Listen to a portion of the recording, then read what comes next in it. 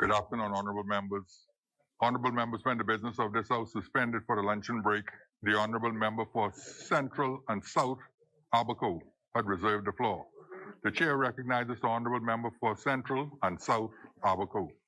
Thank you, Mr. Speaker.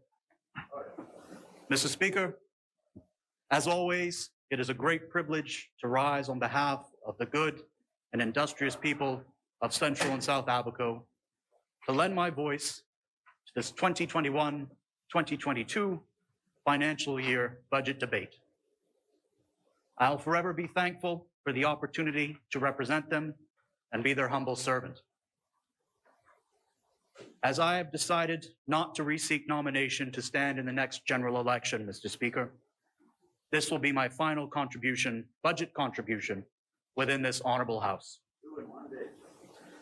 As such, Mr. Speaker, I must ask for your indulgence and leniency, as I intend to be thorough and address a variety of subjects.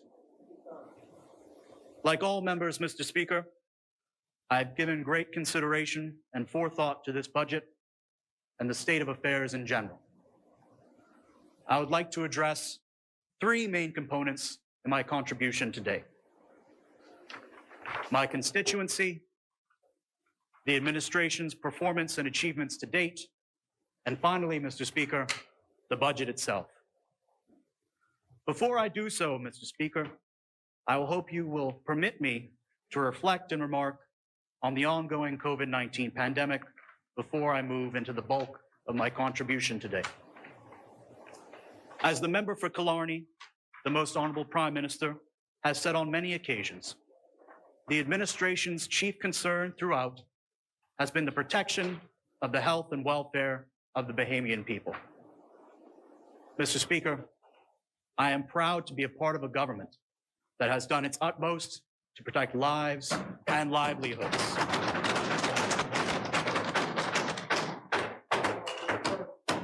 I would like to commend the people of Central and South Abaco for their adherence and discipline throughout this pandemic, as I know the restrictions and other measurements in place have been burdensome. As a nation, Mr. Speaker, we have reached the point where we were able to ease restrictions and begin opening our economy, while many states throughout the region and indeed the globe are facing increased lockdowns and more stringent public health measures. However, Mr. Speaker, this is no time to let our guard down. I urge my constituents, and by extension, the Bahamian people, to continue to be responsible, safe, and informed as we continue to battle this virus. Mr. Speaker, it is my firm belief that as a people and a nation, we are at war on two fronts. Firstly, we are at war with this deadly virus, prolific in its spread, and whose scope and scale and its long-term effects is still unknown and wrapped in elusive mystery. We are also engaged, Mr. Speaker, in a war against misinformation, particularly as it pertains to the administration and distribution of vaccines. Let me be categorically clear.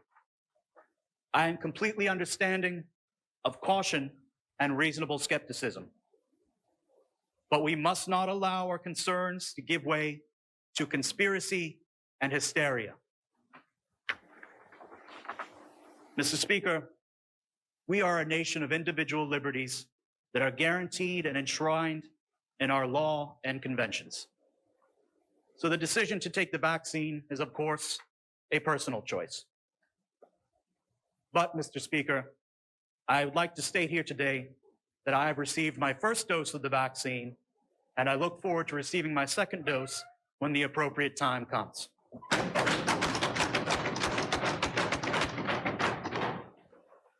I use my voice in this place, Mr. Speaker, to urge all of my constituents to become fully vaccinated as soon as possible. We recently had a vaccine exercise in Abaco, Mr. Speaker, and I will work with the Minister and the Ministry of Health to make sure that my constituents are informed when the next round of vaccine administration comes to our island. The way through this pandemic is through widespread and thorough vaccination efforts.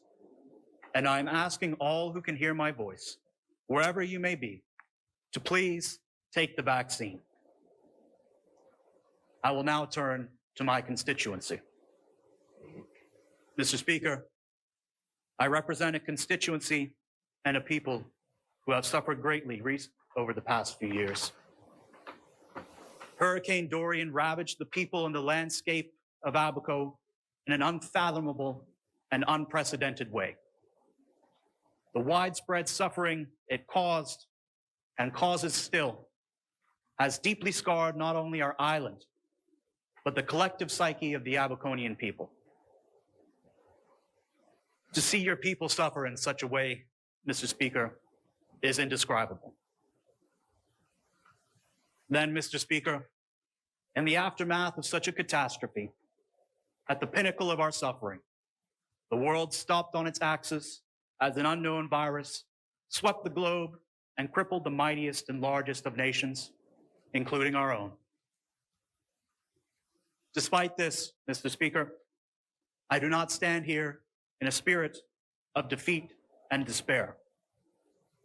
I am able to say this, Mr. Speaker, because when the history books are written and the story is told to future generations, it will not be about Dorian or COVID-19. It will be about the determination, strength, and undestroyable spirit of the Abaconian people.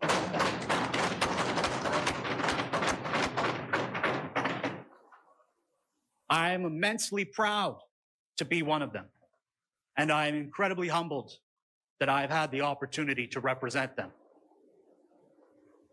Abaco is the land of my father and my mother, and their fathers and their mothers going back for generations. No matter what I do, Mr. Speaker, where I go, or whatever people might say, Abaco will remain inseparable and forever interwoven into my heart and my soul. It is the core of who I am, and it has shaped me into the man who stands here before you today. Mr. Speaker, I'd like to cover some critical projects undertaken in my constituency.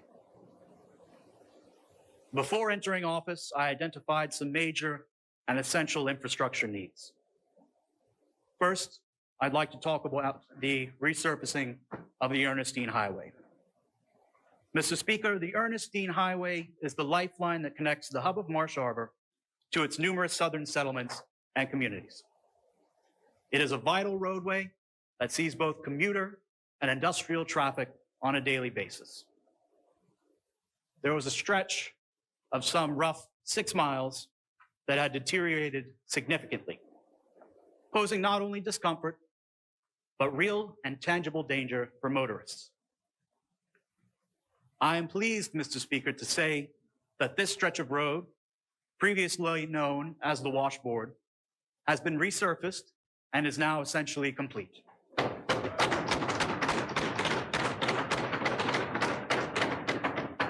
Next, I would like to address the Dune Road Stabilization Project. Mr. Speaker, I was a young boy living in Hopetown, Elbow Key, when Hurricane Floyd ravaged Abaco and its keys. Since that time, Mr. Speaker, the Dune Road and Elbow Key have been in a continuing and increasingly perilous state of erosion and denigration. Over the years, only minor and rudimentary temporary fixes were undertaken. So I am elated to state before this House that the comprehensive and sustainable solution has been executed in the form of the Dune Road Stabilization Project, which is now complete.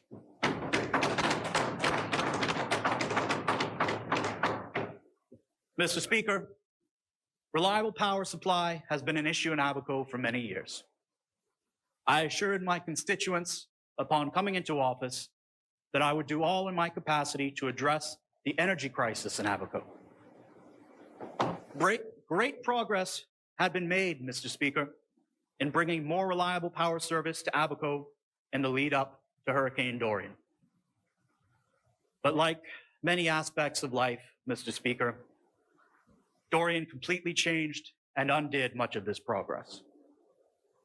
However, I must state that Bahamas Power and Light has restored the majority of areas in Abaco post-hurricane as of now.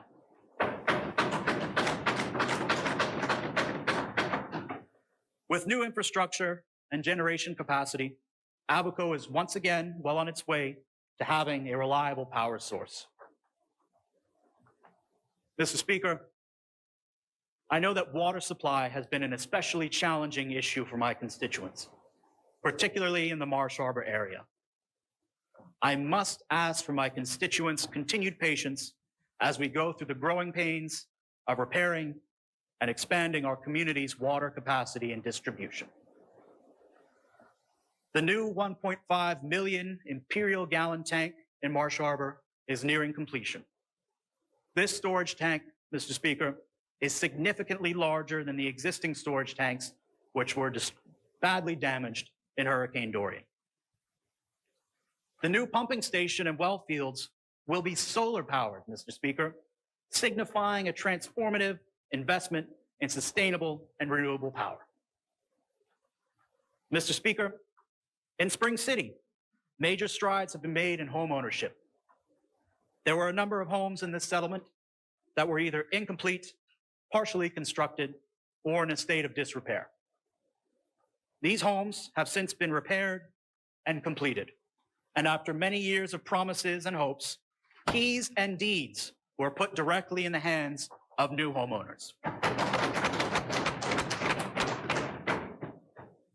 I will also note, Mr. Speaker, that some 60 acres of land in the Spring City area has been identified for future land development, as my brother and colleague, member from North Abaco, made reference to in his contribution earlier this morning.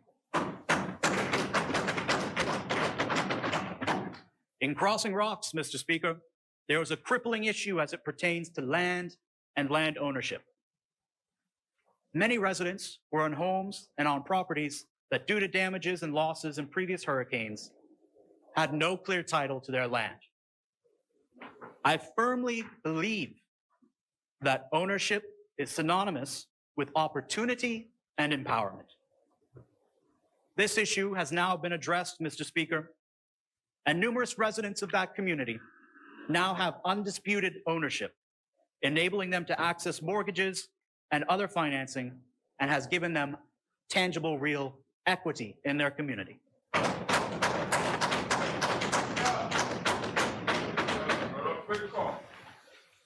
Mr. Speaker, I must address the very delicate matter of shanty towns and unregulated communities. Prior to Hurricane Dorian, my constituency was home to two of the largest shanty towns in the country. These were destroyed utterly in the hurricane, Mr. Speaker, along with the tragic and unprecedented loss of life. These locations have now been cordoned off to prevent another such buildup of illegal structures. It is important we address this issue and do our utmost to prevent, and if necessary, demolish illegal construction. Mr. Speaker, I wish to be very, very clear here. I have no ill will or hatred in my heart for those who were or are residents of illegal structures and unregulated communities. Rather, I am against the construction of shanty towns because I care about and believe in the health and safety of all Bahamians and residents in our communities. In my term so far, Mr. Speaker, there have been at least 2 major fires in said shanty towns. In the aftermath, I was approached by numerous constituents who had the same questions. How could we allow this to happen? How can we prevent such threats to human health and safety? Once again, and for the safety of all of our communities, we must continue to take a hard line against illegal building. Mr. Speaker, it is my sincere hope that working with local government, non-government organizations, charitable groups, and the wider community, that we may transform the site of what was formerly known as the Mud into a community green space with a memorial area for the lives lost in Dorian so that we may never forget. I have already been approached by members of local government in this matter, and I intend to work with them and offer them my full support so that we may achieve this goal. Mr. Speaker, I am a firm believer and proponent of good constituency service and engagement. I do not stand here today with any claims of perfection, and I will not pretend to be perfect, Mr. Speaker, despite my sincere and best efforts to be so. However, I encourage all of my constituents to please reach out to me, and I will do my utmost to serve you and do my best to transform your concerns and issues into resolutions. Mr. Speaker, I have embraced technology during my term, maintaining an active email for constituents to reach out to, the use of social media platforms, and a dedicated WhatsApp group to disseminate non-political and important constituency announcements.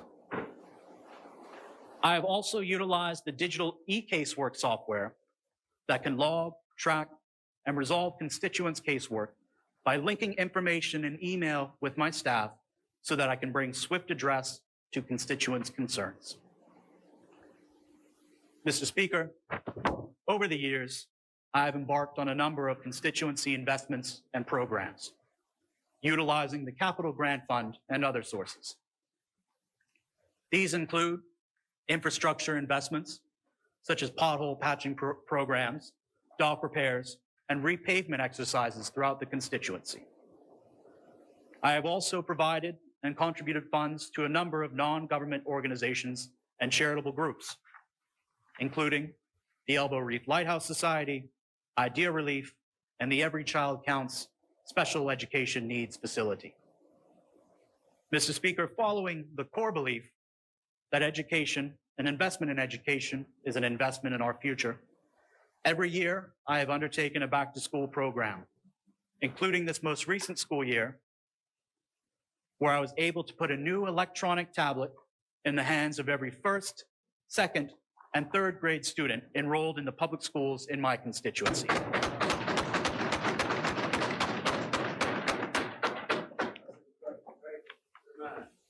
In the aftermath of Hurricane Dorian, I mobilized thousands of dollars to provide grocery vouchers to my constituents, both those who had to relocate to Nassau, as well as those back home in Abaco. Until my term is over, Mr. Speaker, I will continue to invest and build in my constituency to the very best of my ability. Mr. Speaker, I will now speak to some of the administration's accomplishments and its performance to date. Mr. Speaker, there are those, including but not limited to the side opposite, who will do their utmost to convince you that this administration has no achievements, has made no progress, or is, in other terms, a failed or backwards administration. But it is my belief, Mr. Speaker, that this administration has charted a course based on the bedrock of good policy and backed up with smart and transformative legislation.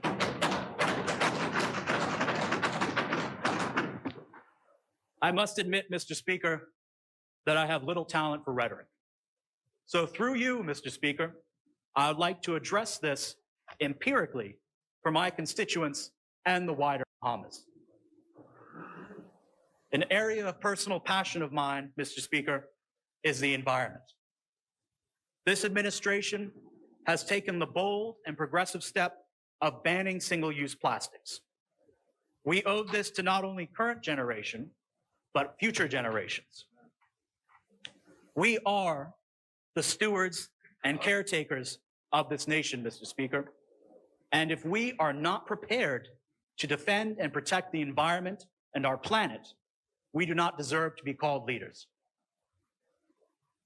When it comes to the economy, Mr. Speaker, in our first 2 financial years, we saw real, tangible growth. This came after an extended period of net zero or negative growth, including all the years of the former administration. I just want to pause there, Mr. Speaker, and let that sink in. So, for the entirety of the previous administration, our economy as a whole did one of 2 things. It either did not grow, no new economic growth, stunted growth, zero, or it contracted or shrank, went backwards, was smaller, however you want to put it. That there is no way of explaining this away, Mr. Speaker, with mental gymnastics or technical jargon.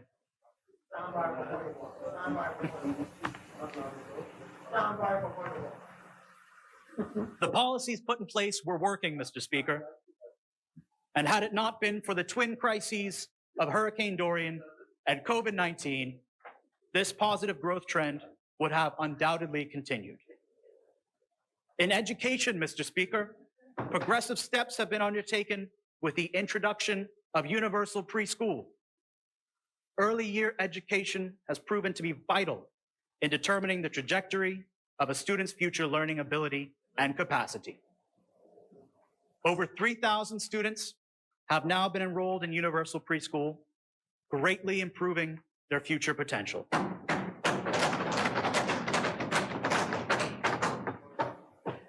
In the aftermath of Hurricane Dorian and COVID-19 pandemic, Mr. Speaker, education in our nation had to be revolutionized. As students and teachers were no longer able to sit together in the classroom, the monumental task of digitizing our education system was undertaken. Mr. Speaker, through the hard work of the Minister of Education and his entire team, as a nation, we rose to the challenge and provided education to students who were faced with having valuable years of their developmental life stripped away by this pandemic. With the onset of the pandemic, Mr. Speaker, our healthcare system became increasingly strained and challenged.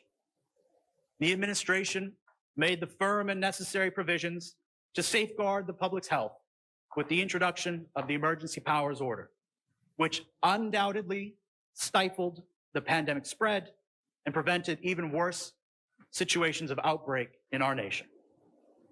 Vast sums of dollars, Mr. Speaker, have been pumped into public health care spending. But we must never forget the frontline healthcare and safety workers who have worked tirelessly to keep all of us healthy and safe. Furthermore, Mr. Speaker, in keeping with the administration's drive to sustain the health and welfare of the Bahamian people, the government has spent, I believe, stand to be corrected, the member from Southern Shores can't correct me, millions of dollars to protect incomes and livelihoods. Mr. Speaker, more than any other previous administration, I'm advised by my colleague. Mr. Speaker, another area of passion, personal passion, is the transformation of government services. For too long, Mr. Speaker, and to the frustration of many Bahamians, our administrative and bureaucratic services have remained rooted in the 20th century. For that reason, this administration has engaged in the revolutionary process of streamlining and digitizing traditional government services into the e-government project. The digital revolution is not going anywhere, Mr. Speaker, and we should move with full steam ahead to capitalize on new technologies and intelligence to provide better and easier services to our citizenry. Mr. Speaker, for the first time, Bahamians can access via the mygateway.gov.bs website a number of services online that were previously only available in the brick and mortar offices. I encourage all Bahamians to sign up for the My Gateway portal to have access and take advantage of these newly transformed services. These new e-services are especially beneficial to Family Island residents who do not benefit from a traditionally centralized bureaucracy. Mr. Speaker, some 40 new e-services are expected to come online by the end of this year, with many more to come in the future. As politicians, Mr. Speaker, we are often accused of only paying lip service to the matter of accountability and transparency. However, Mr. Speaker, this administration has taken clear and demonstrable steps in the opening and reforming of our democratic process. The Fiscal Responsibility Act forces governments to bring a fiscal strategy report to the Bahamian people. This will bind all future governments to be accountable to the public as to what they have done and plan to do with the taxpayers' dollars. Mr. Speaker, the process of issuing government contracts will be revolutionized with the public procurement legislation, which will move the government's procurements of goods and services into the modern era involving best international practices and greater transparency. Mr. Speaker, I, along with, I'm certain, the majority of Bahamians, have great interest and expectations when it comes to the freedom of information in our country. Freedom of information, Mr. Speaker, is a citizen's right. With the recent appointment of a Freedom of Information Commissioner and Deputy Freedom of Information Commissioner, we are well underway for the first time to have an effective and transparent freedom of information system in place in our nation. I wish to be clear, Mr. Speaker, that the areas I've covered so far are not an exhaustive list of the administration's accomplishments and should no way be interpreted as such. Rather, these were just some key areas which I wanted to emphasize for my constituents and the Bahamian people. Mr. Speaker, I will now turn to the budget before us here today. Firstly, I wish to commend the Minister of Finance, Minister of State for Finance, the Financial Secretary, and the entire team at Finance on the painstaking task of constructing and producing a budget in the challenging economic environment we all live in due to the global pandemic.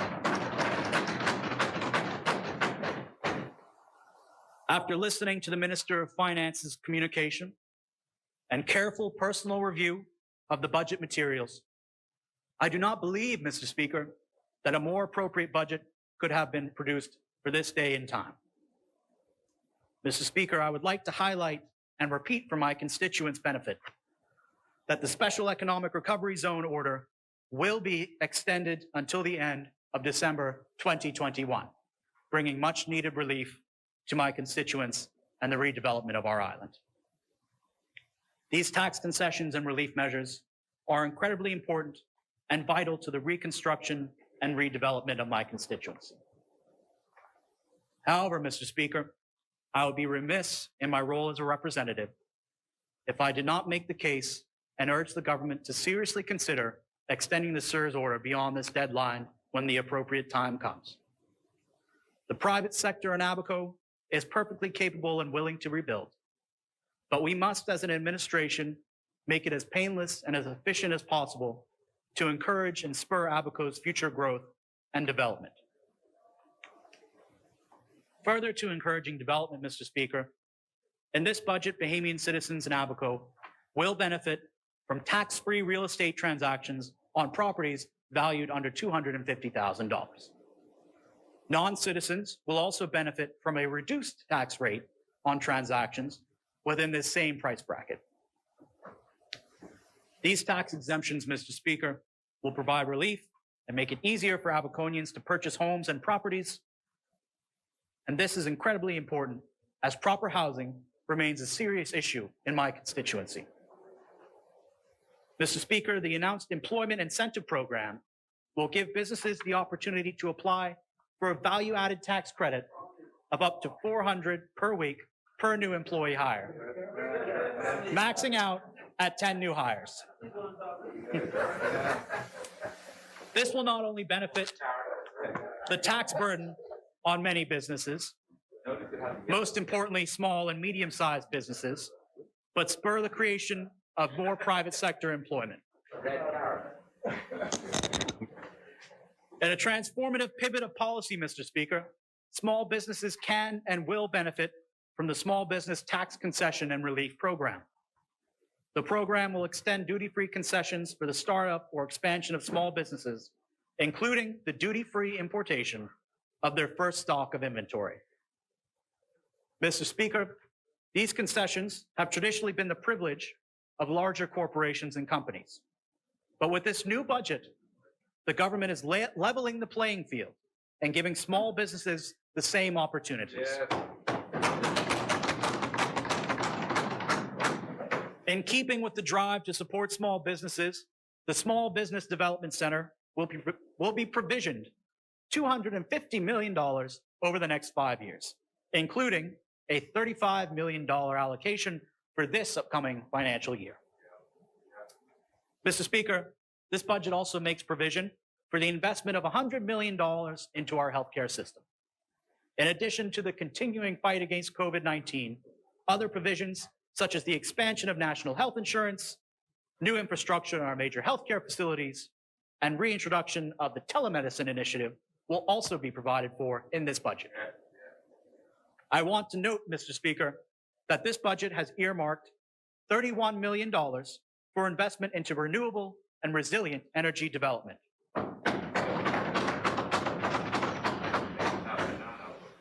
Mr. Speaker, the move away from traditional fossil fuels to renewable energy sources is a concept that all Bahamians should support, and we should pursue this as a national endeavor with haste and unshaking focus.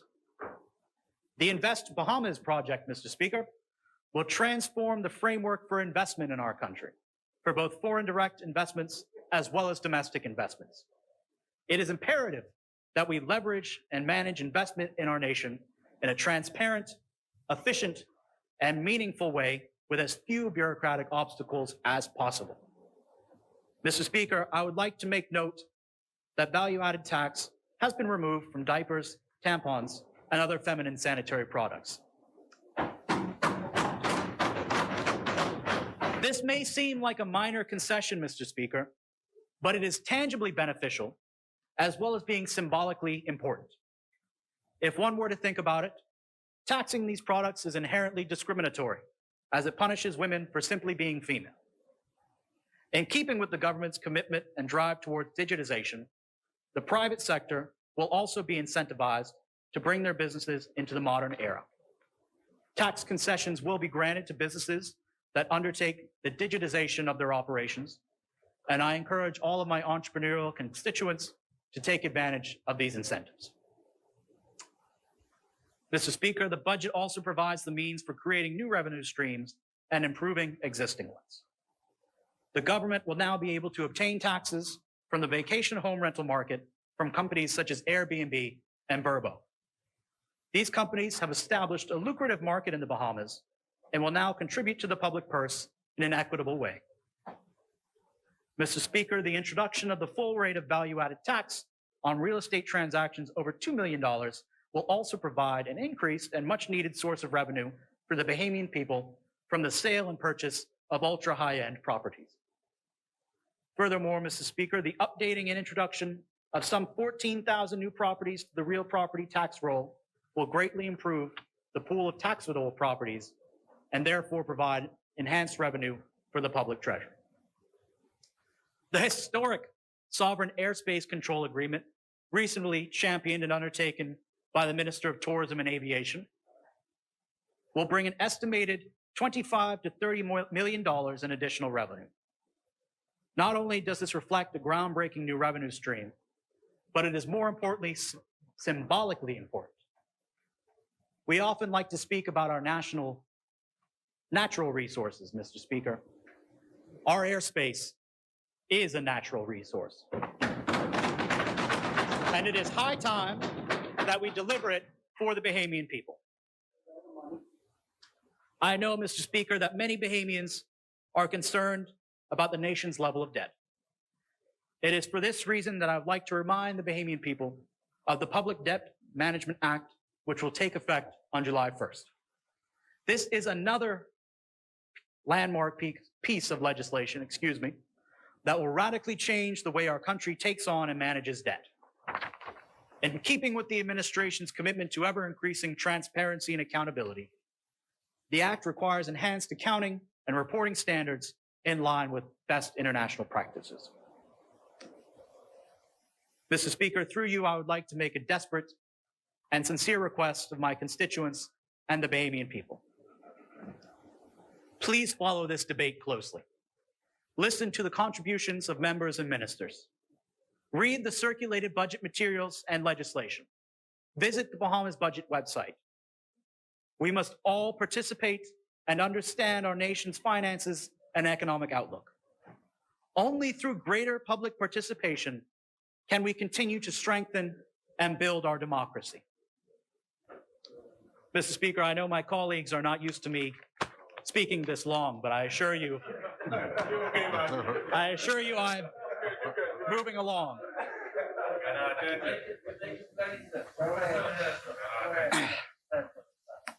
Mr. Speaker, as I mentioned earlier, this will be my final budget contribution. Maybe until 2037 or 2042.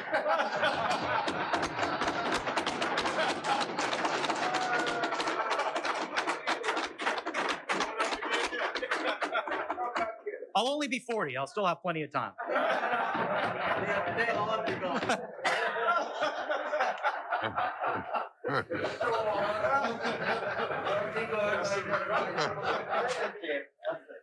Therefore, with your indulgence, Mr. Speaker, I thought it would be appropriate to reflect on a few critical areas for future and sitting members to consider moving forward in future budget debates.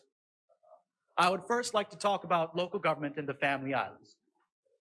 Mr. Speaker, I have had the pleasure during my term of working with very dedicated and hardworking local government councillors. Like being a member of Parliament, it can often be a thankless job. I believe that members of Parliament and local government councillors should work in harmony with one another. However, their responsibilities are and should be kept separate. As members of Parliament, Mr. Speaker, our primary role is as legislators on behalf of our constituents, as well as providing constituency service and helping to shape national policy.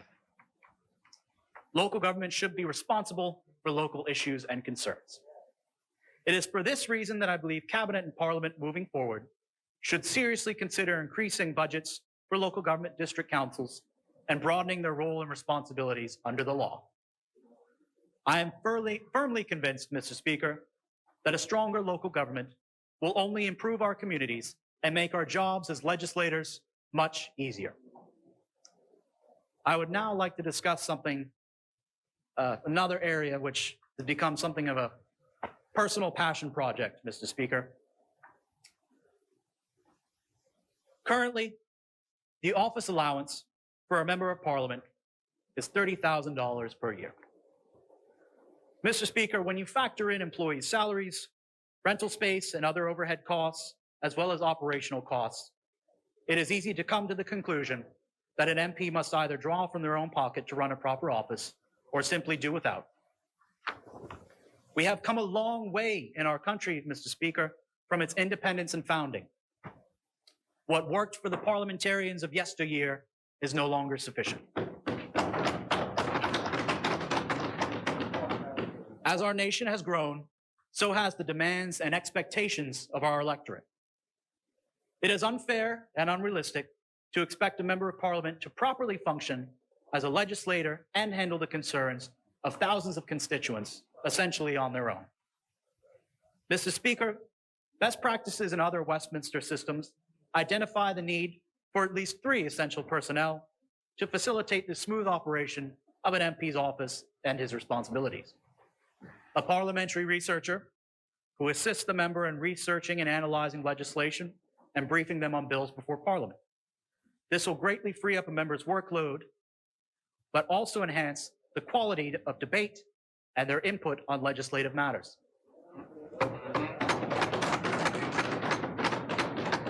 Second, a constituency caseworker who assists the member with logging, tracking, and resolving constituency concerns. As MPs, we are often the last means of redress for our constituents when all other avenues have failed them. It is therefore important that as an MP, we have personnel at our disposal to be constantly working on these matters on our behalf. Thirdly, and finally, an office manager who ensures the proper running and day-to-day administration of the member's office and can schedule and manage the member's schedule and calendar to ensure an MP's office and time is properly managed. Such staffing provisions are the norm in our region and around the globe. It is important we modernize and keep with international best practices, or we as parliamentarians and our constituents will pay the price in the form of subpar performance. Therefore, Mr. Speaker, it is my view that the budgeted allocation for an MP's office expenses be greatly increased to facilitate the proper running and servicing of our constituencies. At this time, Mr. Speaker, I would like to make plain my belief in our parliamentary democracy. I am not of the opinion, Mr. Speaker, that our system is flawed to its core, but rather many of our issues can be resolved in modernizing our institutions. I make the plea to members of the government bench and the side opposite that we do not allow our great democracy to denigrate. We as members of this honorable House must ensure the survival and strengthening of our parliament.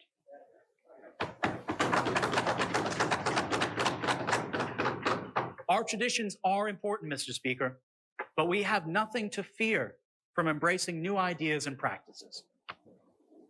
Finally, Mr. Speaker, I'd like to say, in keeping with that, as a reminder that Parliament is the great bulwark of our democracy, and it must be protected at all costs. So, Mr. Speaker, I would like to move to end as I began, by once again thanking my constituents for the opportunity to serve them. I fear that no matter what words I use, I'll never be able to properly convey just how honored I am to have served as their representative. I say to all members through you, Mr. Speaker, it is essential to our survival as a nation that Abaco be properly cared for. Abaco still needs time to heal.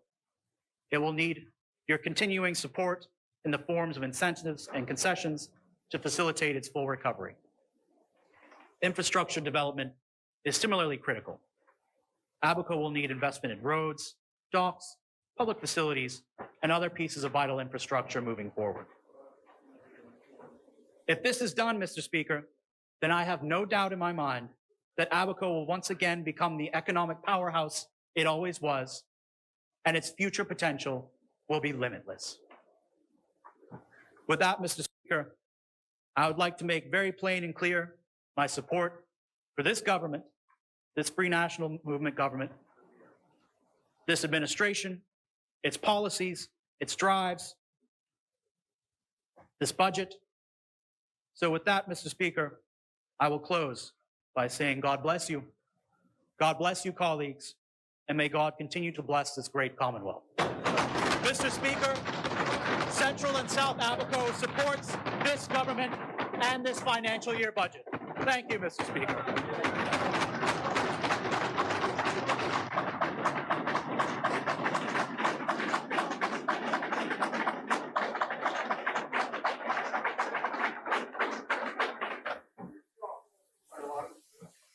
The chair recognizes, just before the point of order, let me thank the member for Central and South Abaco. That sounded more like a maiden speech.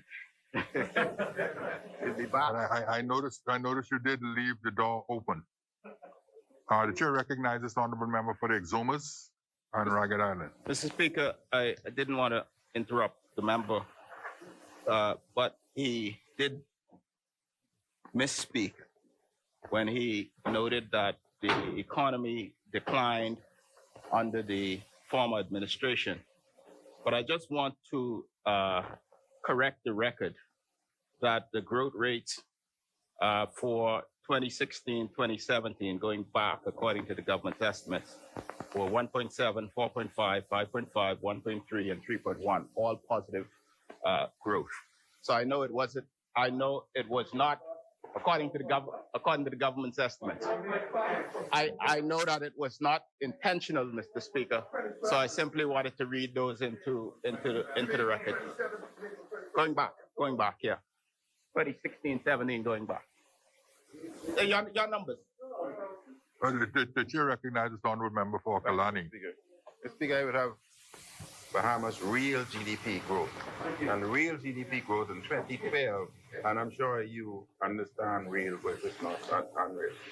3.1 in 2012, minus 2.7 in 2013, 1.1 2014, 0.2 2015, 1.4 2016, now when the FNM took over, 2017, 3.1, and 2018, 3.0.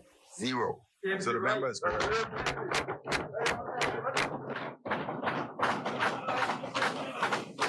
Chair recognizes the honourable member for the Exomus and Ragged Island. To debate the Minister of Finance on these issues. But I'm simply going to say that my information is drawn from the government's records. The government's estimates, Mr. Speaker. And this is what I rely on.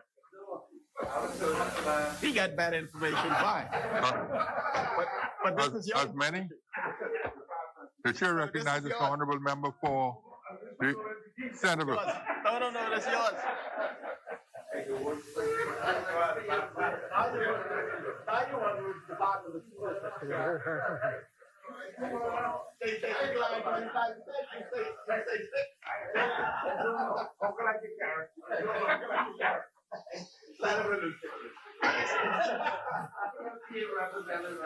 Hello. The mic working? Thank you very much. Good afternoon.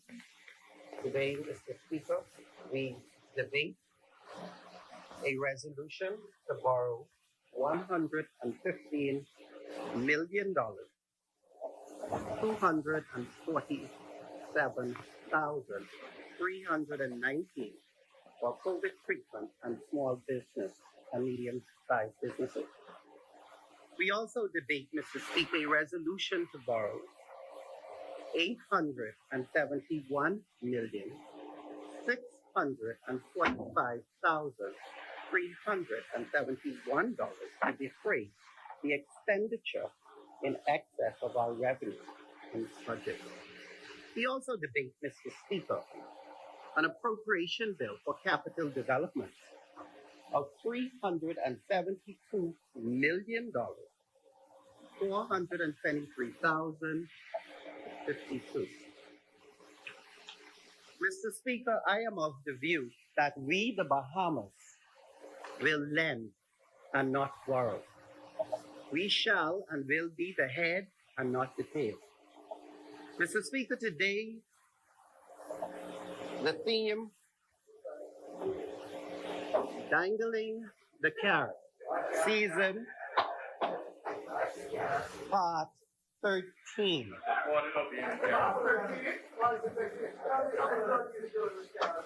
Good afternoon, members of the House of Assembly.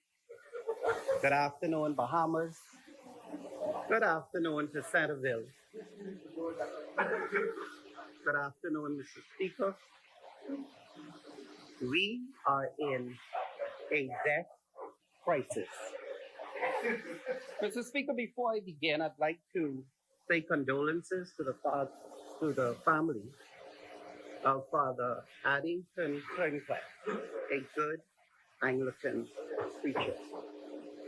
I would also say condolences to the family of Stephanie, the late Stephanie Wells, the wife of the late Tennyson Wells, a former FNM cabinet minister and a former independent member of this House. I also want to say congratulations and happy birthday to Octavia Johnson, a good Christian Anglican St. Agnes woman. a champion of truth.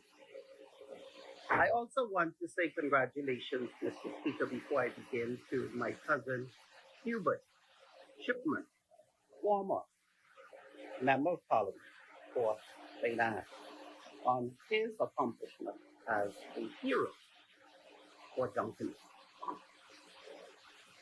Mr. Speaker, in an editorial in the Tribune, October 24, 2019, and I quote and read, I was once rightly told by a minister, I'll have my say.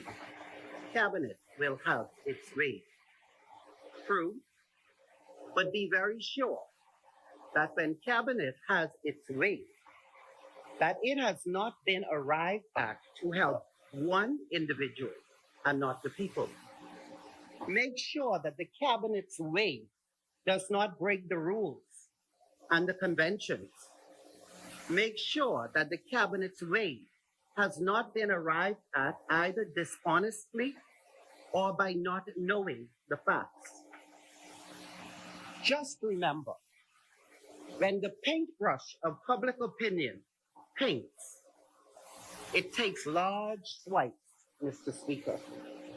Make sure you're not in front of the fan. This editorial was done by former FNM Cabinet Minister Pierre Depuch and former independent member of this House of Assembly. Today, Mr. Speaker, I will not focus on the narrative of this government. I will not focus on the narrative of a resilient Bahamas program or your rhetoric of your accelerated Bahamas program, because it is all just that. A political narrative, a political rhetoric. Blah, blah, blah, blah, blah. Your budget is an election year budget, much like the PLP budget of 2016-17.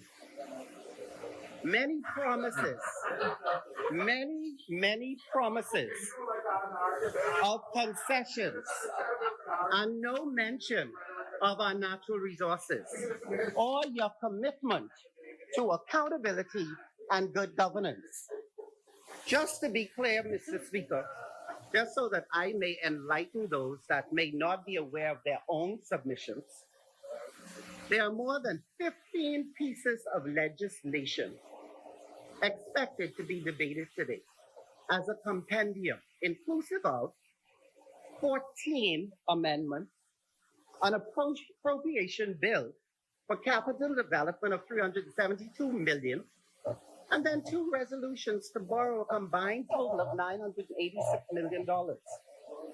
It is evident that we are in a crisis, Mr. Speaker, a debt crisis, an inflation crisis, and now, Mr. Speaker, we are even in a crisis of our very own democracy.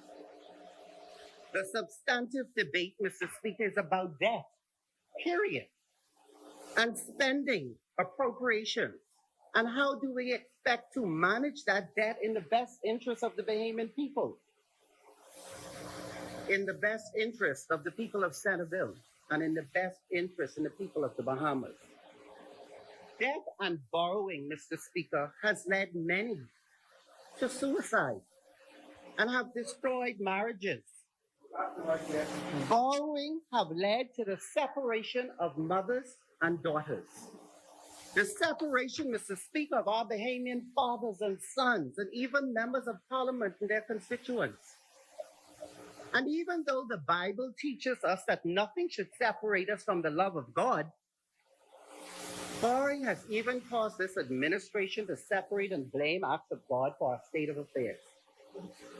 Just for the record, I'm not here to promote the PLP or the FNM, because both have exploited the ideals of democracy and prohibited the inclusion of our people in the wealth of our nation, to some degree or another.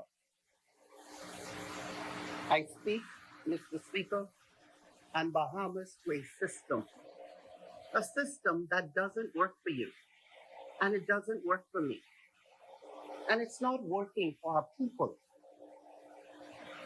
My question to Steve Breeze, was it worth it? Was it worth it, Foxville? Was it worth it for Port Charlotte? Was it all worth it? South and Central Andrews, was it worth it? In my opinion, both have miseducated our people and sold us on a narrative that the country has nothing and that the country is broke and therefore we must continue to borrow. Mr. Speaker, both have taken, in my opinion, on a strategy equivalent to a Ponzi scheme. When you borrow from mommy to pay auntie, then you borrow from sister to pay mommy. You then go outside the family and you borrow from a friend to pay your sister. You then borrow from the bank or credit union to pay the friend. Each time, Mr. Speaker, you borrow, we borrow little more than is expected to pay back in order to take that trip abroad or to chase that dream that we have of establishing, starting our own business. Mr. Speaker, the government is no different. It continues to borrow. They borrow more than the amount that you have to pay back for the loan because their deficit increases and they have an urge and a need to spend more. It's an election year, remember? A year of unrecorded arrears. Remember, do you remember the mental stress you had, that we had when it was time to pay back? Remember the thoughts that went through your mind because you had to pay back. Remember those thoughts that caused mental stress, divorce, and separation. The frustration, Mr. Speaker, of not being able to pay your ASU, your car loan, or even your light bill, water bill, or your children's school fees because the loan became due and it was already past due. This is our nation, Mr. Speaker.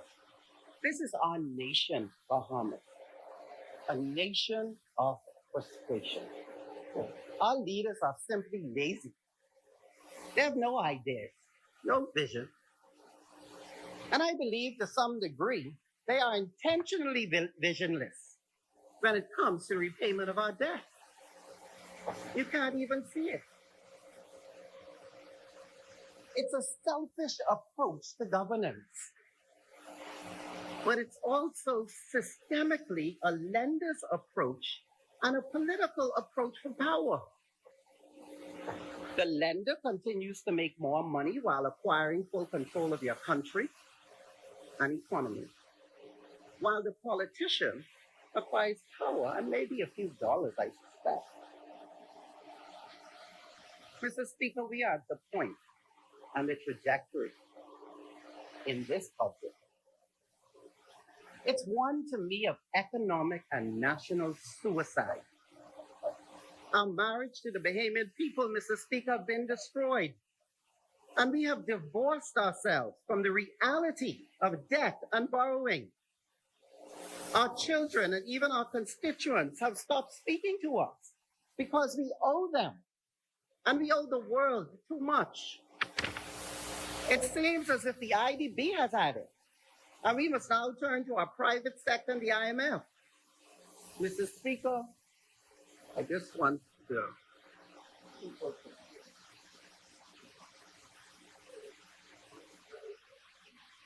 the Bahamas, Bahamian,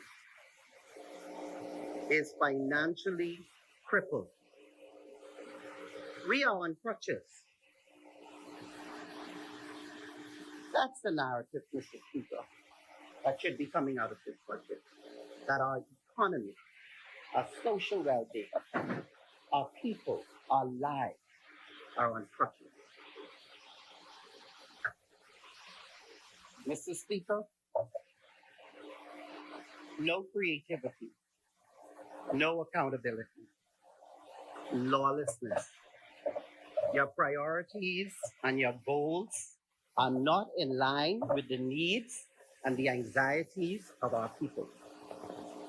Oh, but Mr. Speaker, the day will come when we shall lend and not borrow, and we shall be the head and not the tail.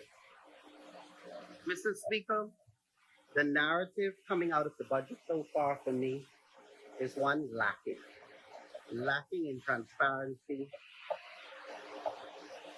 and for me, could be considered misleading.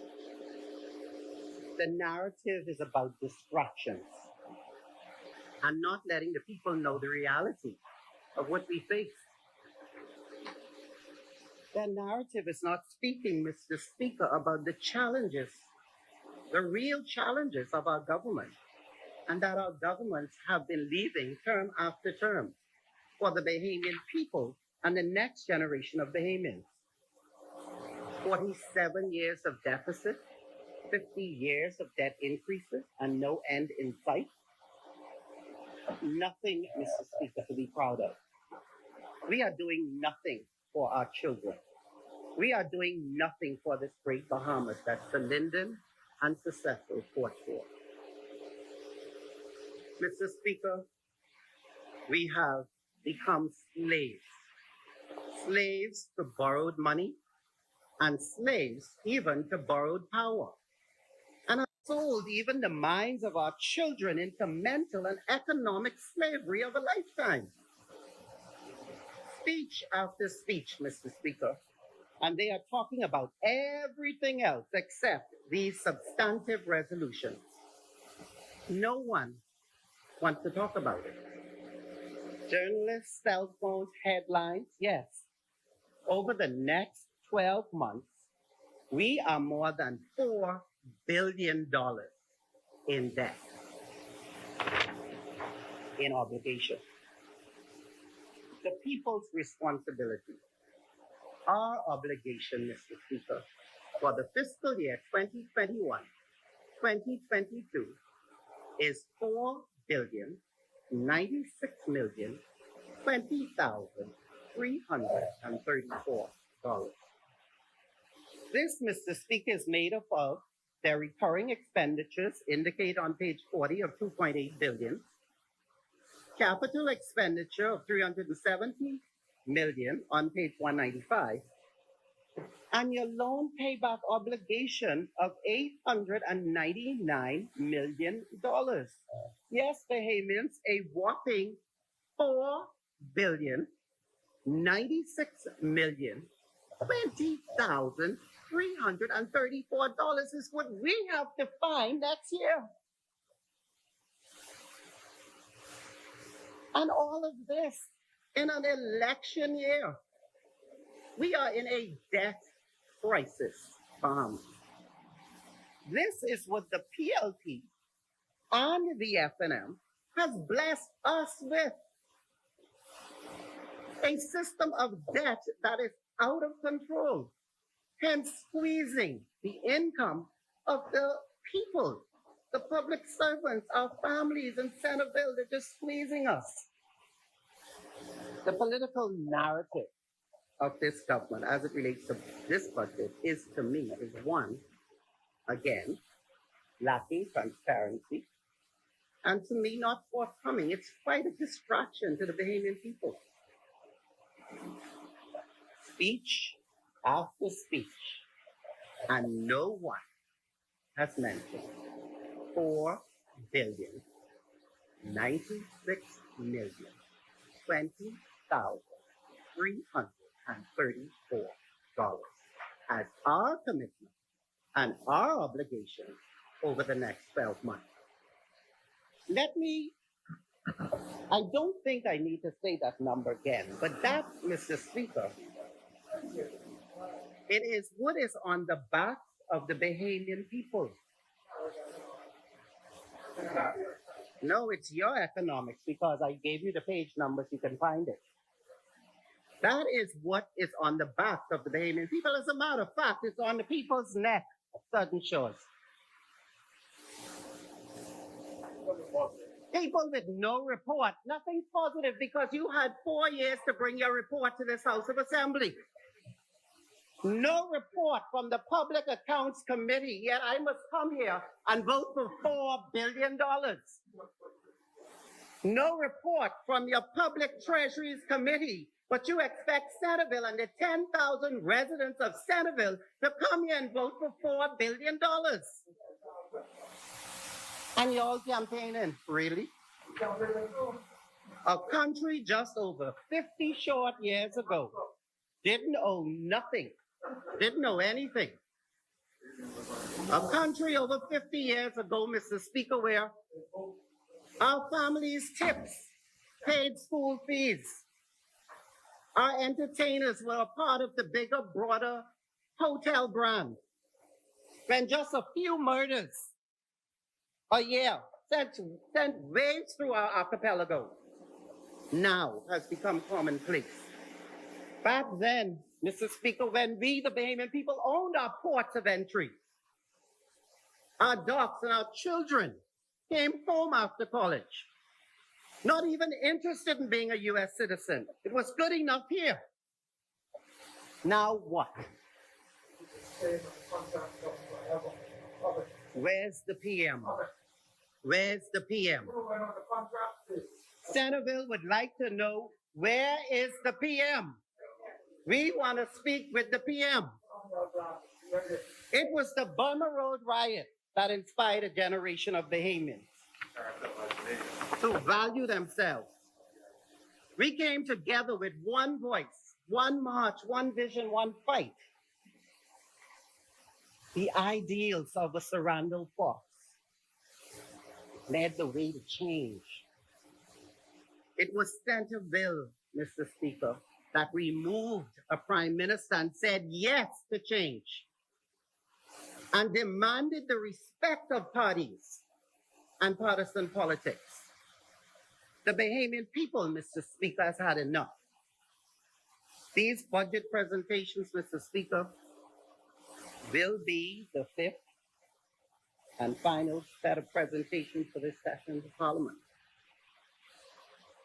It disheartens me, Mr. Speaker, that we are expected to vote on a budget whose level of financial accountability or transparency has yet not reached the people.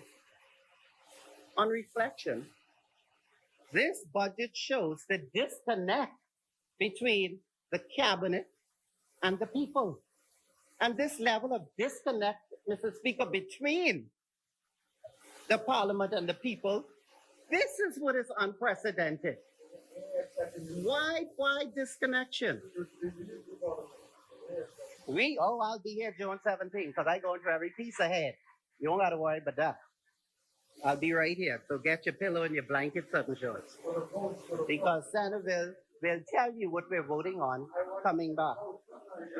We are expected to vote, Mr. Speaker, on numbers that are not clearly explained. And in many cases, these numbers are unjustifiable.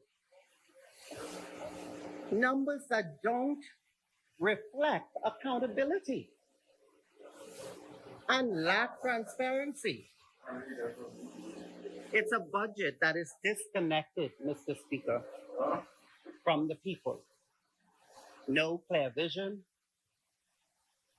no clear identification of debt redemption or economic recovery, both ideals of vision and growth. There's no accountability, Mr. Speaker, in this budget. No transparency. Please, PM, take your needs of the necks of the Bahamian people. Your knee on the necks of the union, the police force, the prison nurses. Your knees on the neck of this parliament.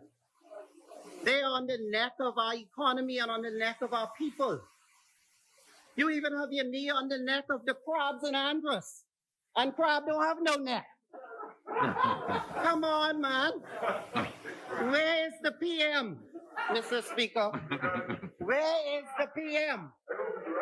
Centerville would like to have a word with the PM.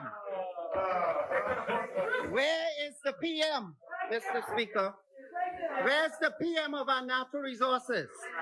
Where's the PM of our children? Where's the PM of our economy? I ain't talking about that PM. I'm talking about the puppet master of this budget. Where's the puppet master? There must be one. The PM that we would like to have a word with, Mr. Speaker, is the puppet master, not that one. He's the puppet master, puppeting him too. Mr. Speaker, that's the PM Centerville wants to talk about and talk to.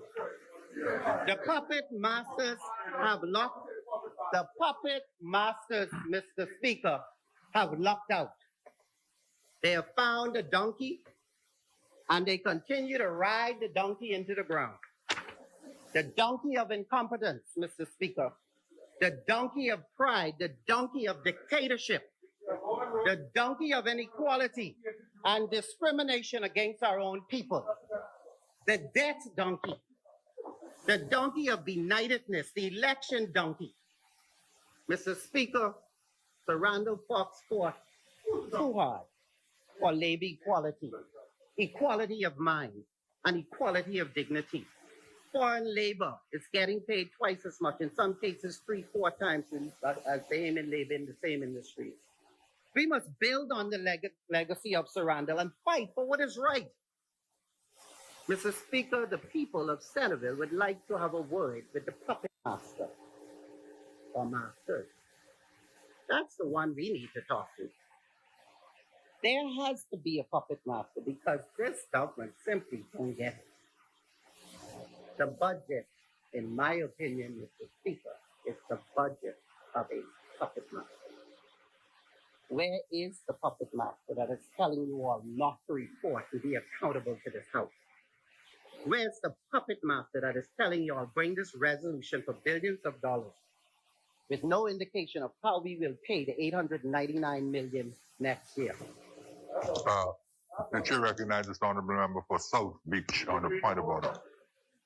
I rise on a point of order in respect of the references made by the honorable member for Centerville. On the 10th of May 2017, and here is the concern that I have, the Bahamian people went to the polls and elected a government, members of this honorable House. The term that is being used in description of them, because that's the sovereign power of this Commonwealth, the people, as puppet masters, unless that is the reference, I would like the honorable member, to make a clarification as to who exactly he is referring to as the puppet master. Chair recognizes Centerville. Mr. Speaker, I quite frankly do not understand what the member from South East is saying. I mean, I say puppet masters. And so what? And so what? So I am saying that this is the budget of a puppet master. What else you need to know about that? You don't know what a puppet master is? Google it. Vision is about legislation, Mr. Speaker. Honorable member, on your feet. The member for South Beach is asking, if I understand him correctly, he's asking you to identify. The concern I have is if you're making a reference with respect to the honorable members, you cannot be referencing us as puppet masters. So you must be talking about a greater being other than us. Correct, Mr. Speaker. I am not referring to us as puppet masters.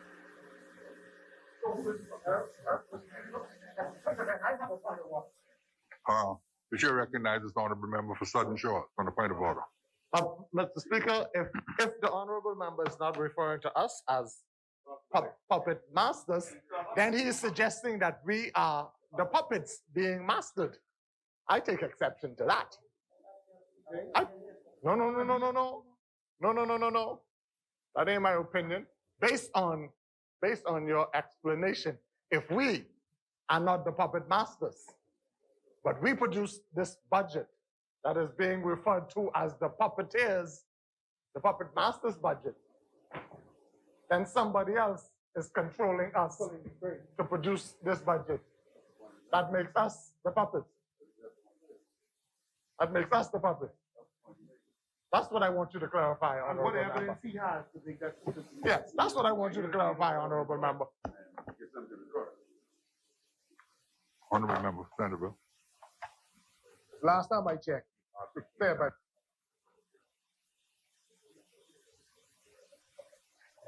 Where is the puppet master that's masterminding our economy through this?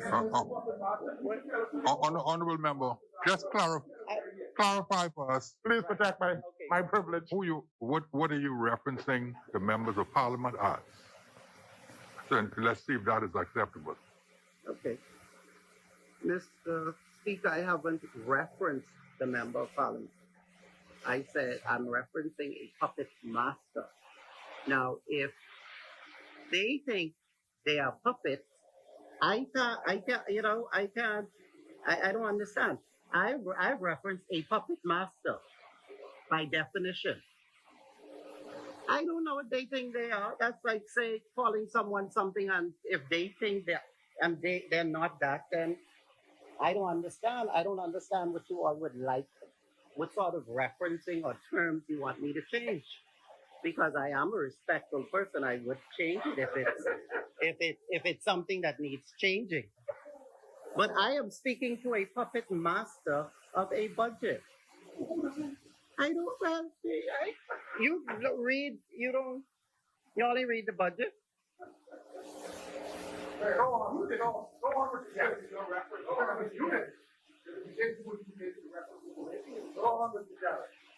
I was sure to read notes. That's okay, no, they don't disrupt. That's all, Mr. Speaker. Let me wait on the independent speaker. Independent speaker.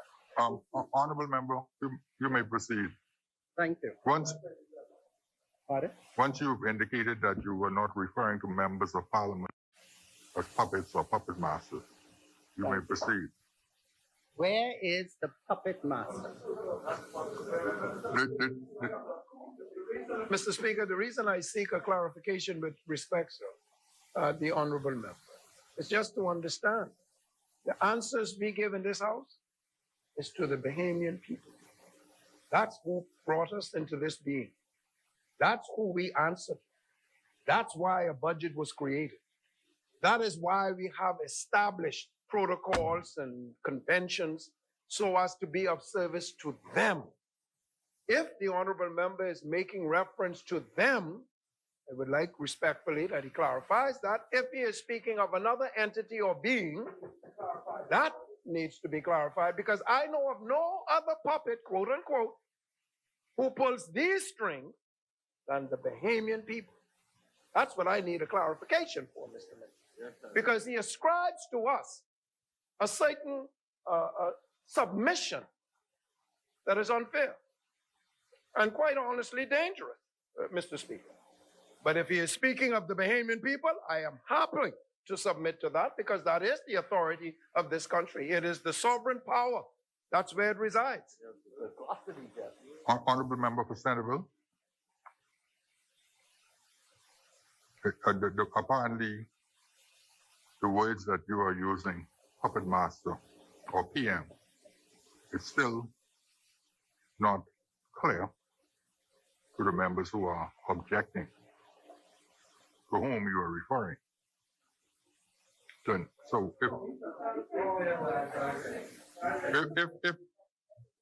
if you are unable to clarify it, honorable members, if you are unable to clarify it, then I will be obliged to expunge it. Why I say that is because if we look at Rule 33, 16, 17, 18, and 19, to refer to a member as a puppet or to some greater power or being as a puppet master pulling the strings of a member of parliament is offensive to the rules. Thank you very much, Mr. Speaker. And I do understand if others are offended, and my apologies for the offense. The word puppet master is used at your direction has been removed, even though I had it in quite a number of places throughout my presentation. I will now change it to what is being reflected. Okay. I appreciate your ruling, sir. So Right. Honorable member, just so we could make sure, see, I just read one of the rules. I mean, I referred to 4 of them. Right. But just this first one, 3316, it says a member shall not use offensive, abusive, or insulting words about either House of Parliament or any member thereof. okay. You see? That's an all-encompassing statement there. Yeah, my reference, Mr. Speaker, I do understand and accept ruling. My reference, however, is to the budget. That's what I'm doing. Now, if I believe that something or someone other than has to prepare this budget, because this couldn't be prepared by me or people who care for people. So I am just trying to This, with Mr. Speaker, The chair recognizes the honorable member for South Beach. earlier this morning, the member for St. Anne gave, in my estimation, a lucid expose of how budgets are prepared and by whom budgets are prepared. There is a cadre of dedicated, intelligent, professional, seasoned public officers who work, Bahamians, who work in the Ministry of Finance and other ministries, who submit to the best of their ability the record of their achievement numerically and that which is being proposed. Bahamians. They do so, sir, with the professional ethic with which they have undertaken their assignment. If the member is making reference to those Bahamians, I take offense. Because that is unfair. It is most unfair. And as best I understand it, Mr. Speaker, as long as I've been here, and it's only been 4.5 years, that is the only enterprise, Bahamian professionals who prepare these budgets. No one else.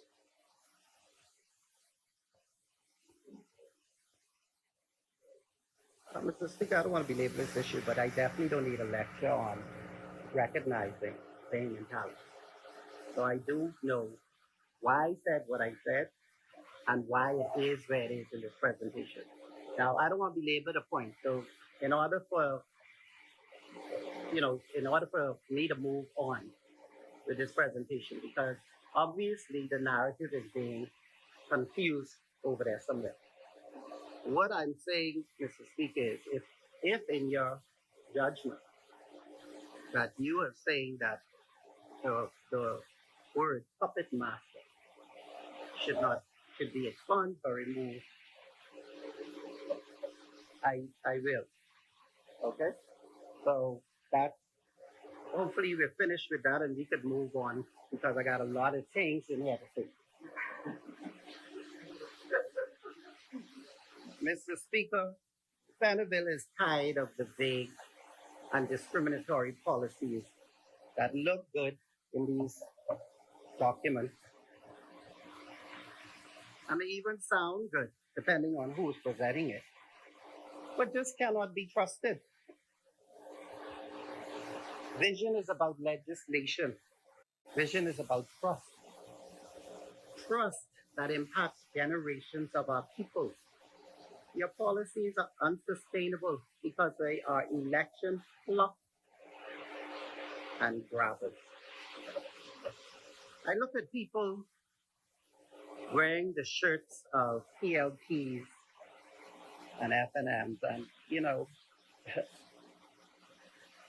and tears come to my eyes. Because these are the same people, Mr. Speaker, who are going home to empty cupboards, joblessness, and they walking around with the shirt, hoping for a meal at the end of the walk, and the fears of crime and hunger. These people in your church, some are taking home less than $15 a paycheck because, like the government, they are all maxed out with loans. As a result, they cannot celebrate a good birthday, Mr. Speaker. Much like our country cannot celebrate much because of our debt and our loan position. Something, Mr. Speaker, is clearly wrong with this budget and with the approach to this budget. You know, I don't think I saw in the deficit or in the expenditure any level of redemption of our debt. Maybe if you would have put this in your narrative, at least we would be clearer as to the reality, where we are and what we would like to do. And maybe the people can better understand you. Mr. Speaker, the PM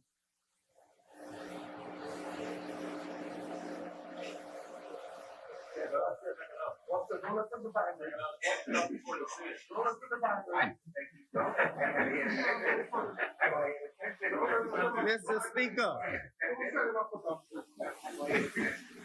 the guitar player have gone to work. The guitar player have gone to work, Mr. Speaker. As our schools continue to be places of mold, infestation, low grades, the guitar player has gone to work. The guitar player has gone to work, Mr. Speaker, as our young children are gunned down in the streets with no recourse. The guitar player have gone to work as unanswered committees of this House have yet to produce its reports. The guitar player, Mr. Speaker, have gone to work as agencies of government neglect their legal responsibilities to the people. The guitar player have gone to work as unemployment rises and we enter an inflation and a democracy crisis. They've gone to work, Mr. Speaker. Where is the guitar player? The guitar player of our economy, the one of natural resources, the guitar player of our children and our nation.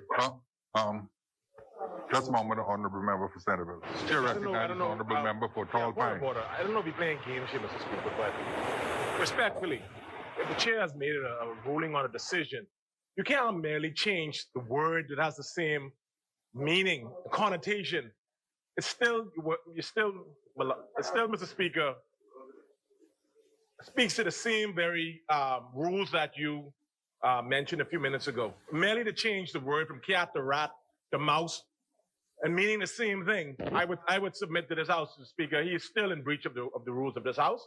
And I think, Mr. Speaker, whether or not he has to recraft his speech or the words in those sentences, then he has to do that. But to merely change the word, Mr. Speaker, is still a gross breach of the rules, as was mentioned rightfully by the chair a few minutes ago. Honorable members,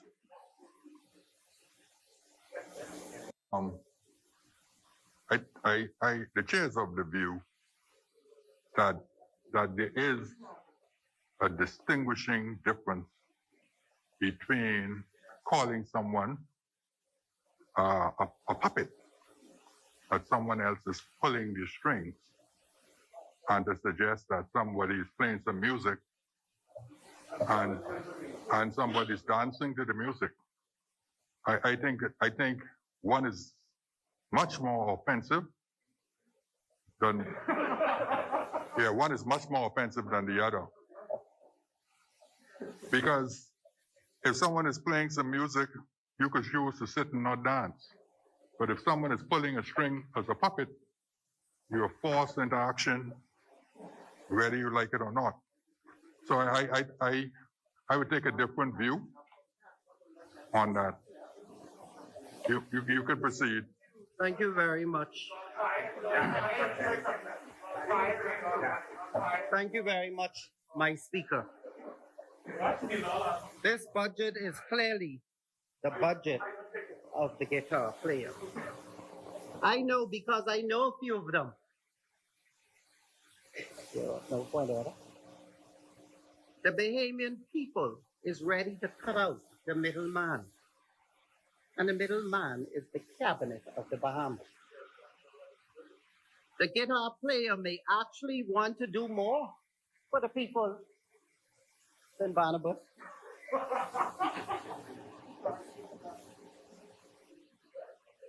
But this government got the people between, oh Lord, and thank God.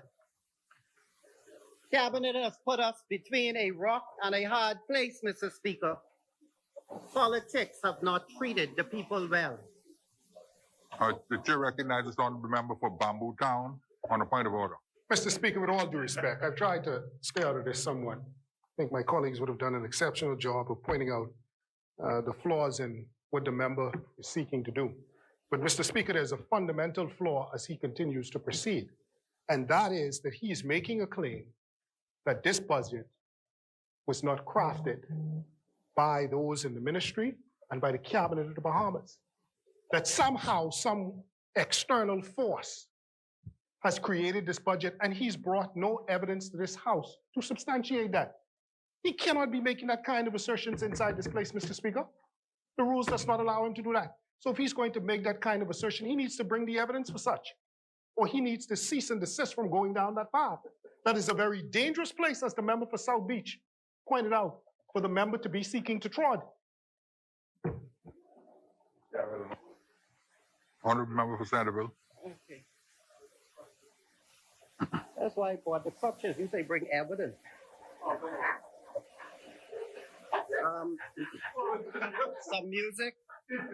Some music, some drinks, Mr. Speaker, a contract here or there. Nothing sustainable. Your concessions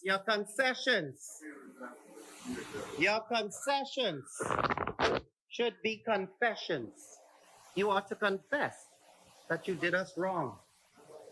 You ought to confess you did the people wrong. Confess that you have to borrow to pay off the debt that's due next year. Confess that you really have no idea what you're doing.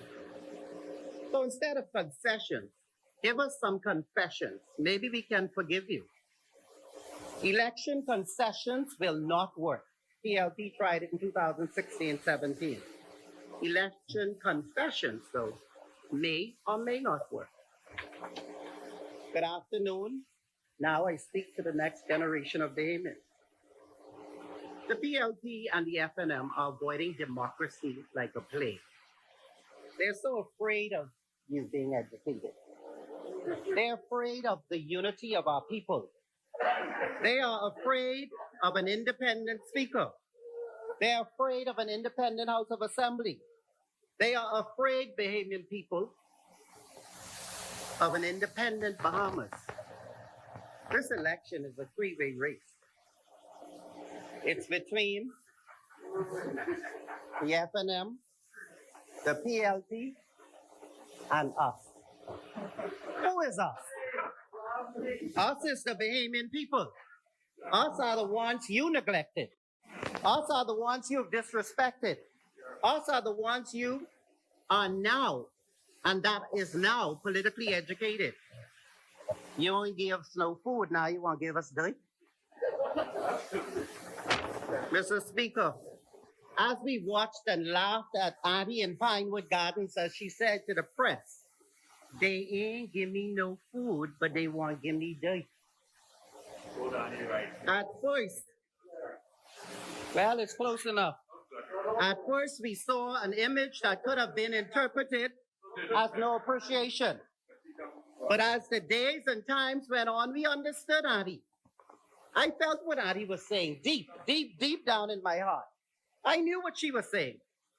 She was speaking about the food, Mr. Speaker, of accountability, but you gave us a dirt of irresponsibility. She was asking for food of transparency, but you gave us the dirt of arrogance and disrespect. She was asking for the food of freedom of information, but you gave us the dirt of hypocrisy. She was asking about the food of truth. We, the Bahamian people, were asking about the food of truth, but you gave us the dirt of political narratives and rhetoric. The people have asked for a report from this Public Accounts Committee headed by Cat Island and San Salvador. We got nothing. We have asked for a report from the House Rules Committee headed by Bamboo Town. Honorable Member Federal, the chair recognizes the Honorable Member for Yamakro. Normally, I wail off on my dear cousin, Cat Island Ramsey from Salvador. But as it's his birthday today, I've asked Senator just to go easy on him. Thank you.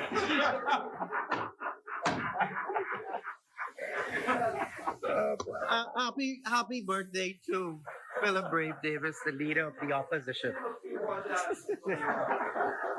Mr. Speaker, we've asked for a report from the House Rules Committee headed by Bamboo Town in order for the rules to better reflect and deepen our democracy. This is headed by an FNM. We got nothing. This is what leadership thinks about us as Bahamians. We don't deserve anything, you see. Only them and their children deserve better schools. Only them and their children deserve travel. Only them and their children deserve to live off the fat of this land. We, the Bahamian people, through Senate bill, demanded a report from the Committee of Statutory Instruments, headed by Tall Blind. Got nothing. A very important committee of this House. We asked, wait, and I think it was Tall Blind too. Yeah. The chair recognizes the Honorable Member for Tall I Pine. stood in this House and I reported to the House, Mr. Speaker, and to the good member that the committee had met. One of the issues that he raised in his petition was the issue of what is it? The committee that's being formed by Golden Gates Natural Resources, Mr. Speaker. The committee addressed that, and as the issue is now before the Special Select Committee, we had indicated to this House that we would wait and see what the results of that committee would bring to this House. With respect to the second issue, Mr. Speaker, which deals with the quieting action, we already brought to this House that we intend to meet again to address the issue and to bring our report to the House. So I think it's disingenuous for the member for Centerville to say that that committee has not met and that committee has not reported. Thank you very much. Mr. Speaker, through you, I think the Statutory Instruments Committee, if we look at the definition in terms of reference, just doesn't refer to petition. It refers to any instrument added to an existing piece of legislation. And so I'm not sure if he's only speaking to the petitions. I'm just talking about instruments that are statutory, that are part of their statutory obligation to this House to review in some cases before it reaches debate. We've asked for a report of the Public Treasury Committee headed by Fox Hill, FNM. Nothing, Mr. Speaker. What about the Committee of Privilege? The Committee of Privilege, Mr. Speaker, is about our democracy. And our fight for what is right in terms of not only humanity, but the dignity of a people. And we have sent almost 5 peace matters to the Committee of Privilege. A whole session has gone by, and not one report, not one meeting, and that is headed by Elizabeth FNM. No representation, Mr. Speaker, for the people. None. No food, just dirt. No accountability. Just carrot. Nothing, Mr. Speaker. Nothing as it relates to their statutory commitment. But yet, they stand on point of order to reference terms. Mr. Speaker, we have received no report from any of these committees in 5 years. We need a break from the party system.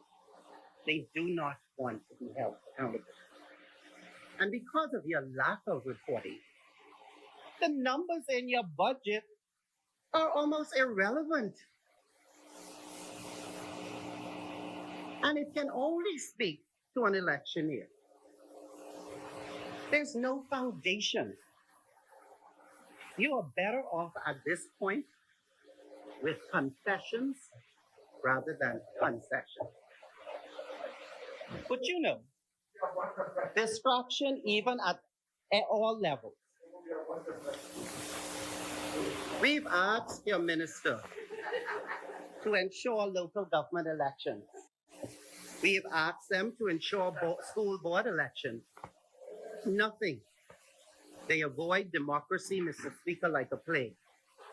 The fear of education and unity. The model of hidden dictatorship with a narrative of democracy. Still trying to hang in there. Wow, you know, it's so good to see the wonders, just to see the change of the tide. It's just beautiful for me, from the outside looking in. One dictator after the next, with a narrative of fake democracy. Mr. Speaker, I now turn to revenue summary. Where are the funds from the dormant account, and where are the securities and or from the dormant account? Where are the funds from natural resources, aragonite sand, oil? They got us for count things.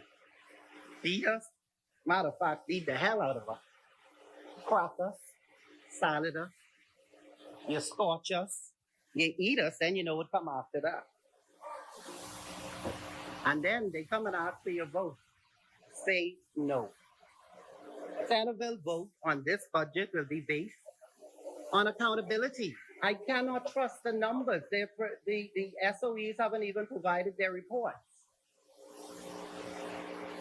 All 24 of them. It will be based on our debt crisis and the state of our democracy. Our votes in this budget will be based on the track record of this administration. These parties avoid democracy, Mr. Speaker, like a plague. I've never seen such a group so afraid of educating the people, so afraid of democracy, so afraid of the unity of the Bahamian people. The unity, the unitedness of us, of the Bahamian people. They are afraid of us coming together. These parties, I believe, really need a financial psychologist to purge their economic strategy. The FNM and the PLP, Mr. Speaker, have abandoned our people. They've abandoned the ideals and principles of accountability and transparency. Distraction politics. I saw a headline today attempting to distract our people from how much money we have borrowed with no commitment to repay. They've become so good at distraction politics. They've made our people strangers to facts, strangers to truth. Are people willing to accept political narratives as the way forward? It just won't work. These are changing times. You politicize Dorian and COVID-19 and our human rights and even our civil liberties. And then you turn around and use these same things that you politicized and said, this is the reason for us not meeting our obligations. You have abandoned us. But the audacity, Mr. Speaker, to believe in something bigger than ourselves, something better for our children, something greater for our nation. Your revenue summary lacks accountability and transparency, and you look at the revenue summary on page 7. No income, Mr. Speaker, from the dormant account, which was hailed as milestone legislation. It had an initial injection, they said, of 41 million. We see no revenue from our natural resources, which the Bahamian people have petitioned for. We see no revenue from your PPPs, which you touted in your formal policies for public-private partnership. We see no revenues from the donations of Dorian. We see no revenues from your state-owned enterprises. What contributions are they making to the consolidated fund? We see no revenues, Mr. Speaker, from their anticipated airport lease arrangement, which was touted as an additional 30 million. We see no revenues, Mr. Speaker, from corporate responsibility.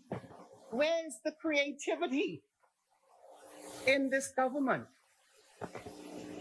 Corporate responsibility, Mr. Speaker, is valued around the world at 25% of revenue. Are we good or poor negotiators? Because these persons, people, companies coming into the Bahamas doing work, concessions here, concessions there, but no corporate responsibility, just a check for 1,000 or 2 to the Rantley home? Really? We have a nation, Mr. Speaker, to save. And finally, Mr. Speaker, on that revenue section, because I'm just trying to give them some ideas, because we have to live here. Your corruption amount, you said we lose 500 million, even if you got half of that. That's 250 million, but you said it's 500 million annually in the Bahamas we lose to corruption. So if you cut it down 50%, the corruption index doesn't even show no real movement. But yet, if you touted that as a campaign program, at least take us down from 500 million to 4 or 3. But yet, 80 y'all want to stand on point of water and talk about this. What this is to find out and that's to find out. So good, this man, the money, the people's money. That's more than 8 new revenue streams. I just gave some ideas to them to see what they could do in a couple of months.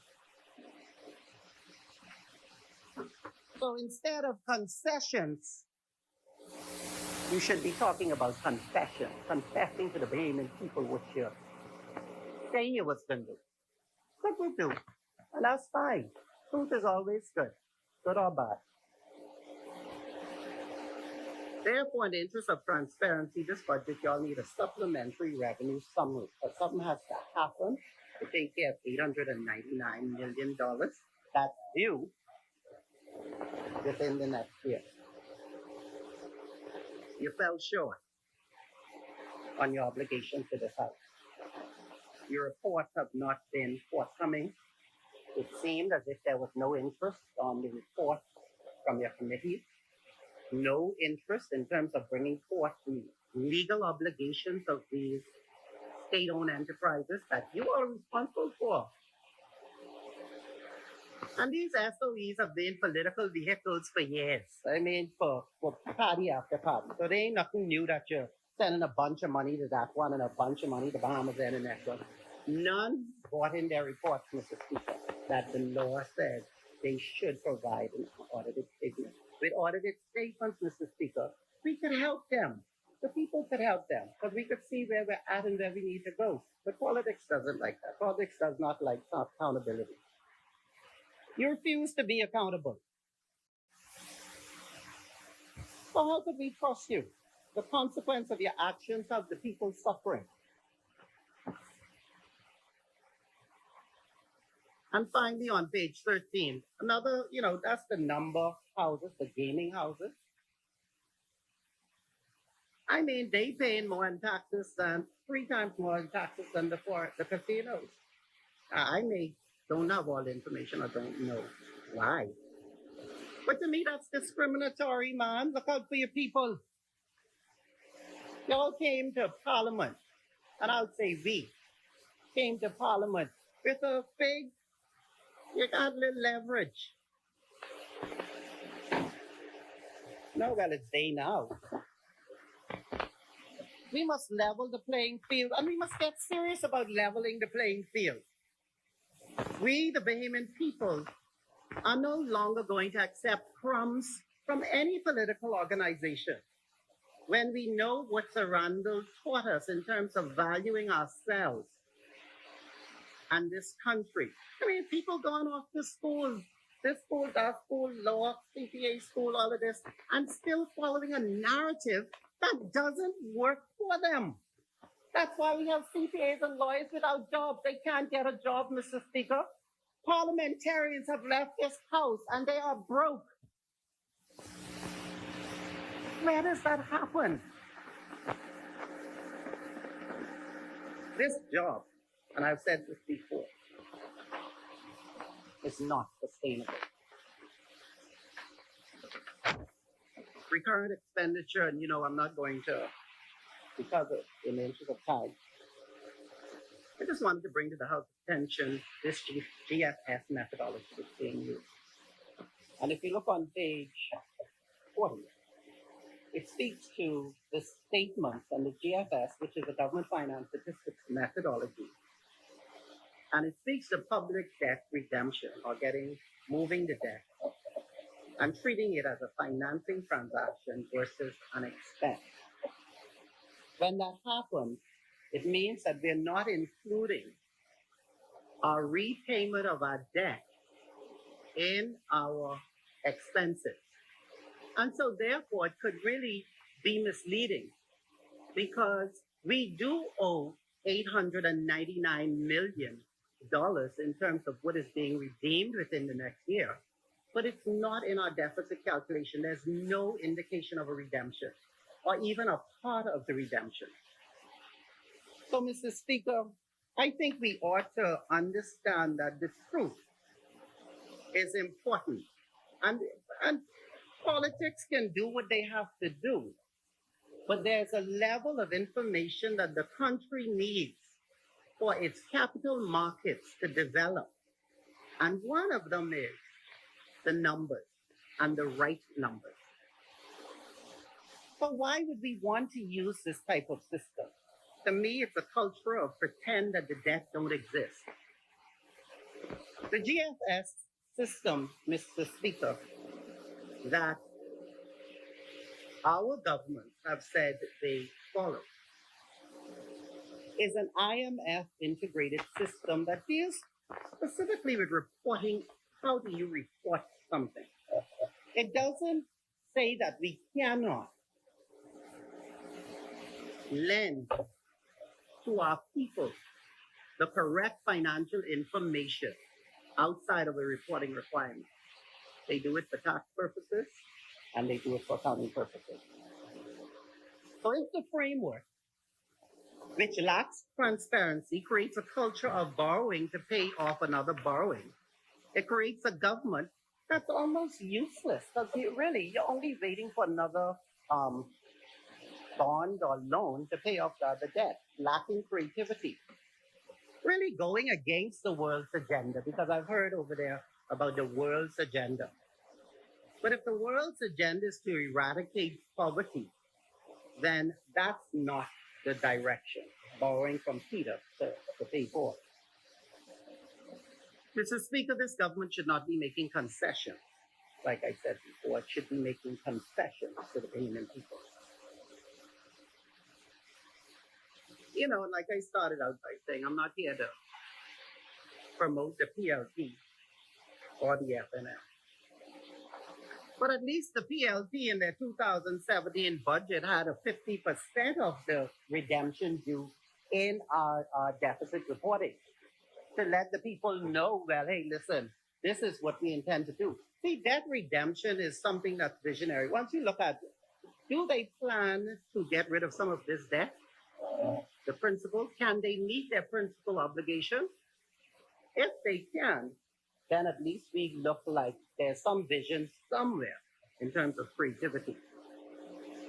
But there are lots of moving parts, right? I think we need to look at your political appointment. I think that should have been a vision for your budget, right? We have to try to reduce the index and try to create one of loyalty over meritocracy. Balance it at least. You can't throw every politician. I mean, we got politicians dressed up as prosecutors now. We would like to see, you're right, well, one thing with North Africa, he's look out for me. Meritocracy over loyalty. Political conspiracy. We're choosing over integrity. Political science over our very own humanity. A change here would have immediately made a dent in what we are trying to do to make this country better. Recurrent subventions. Now, those SOEs on page 227, 425 million a year, all of which are delinquent, all on their reports to the House of Assembly, Mr. Speaker. How could you be a minister responsible for state-owned enterprises? Your position really only is to ensure that the reports get to you, because if you ain't get the report, the House of the Assembly won't get the report, and that means you don't know what's going on, at least not financially. So I just, I think that, ministers, we need to be more aware and involved with the financial situation of your ministry. We're already starting off because you're accounting officers, right? They shouldn't be directors and PSs and cabinet secretary and all these different things. The accounting officer needs to know accounting. There's a budget. So if you're going to give your ministers an accounting officer that's not qualified in the area of accounting, you're already setting up your minister to fail. So when you look at these SOEs, you could see the ministries were getting the money. And you could see which ministers they expect to stay and some would expect to go. Oh, no ID. Some can stay and some can go. You see the money?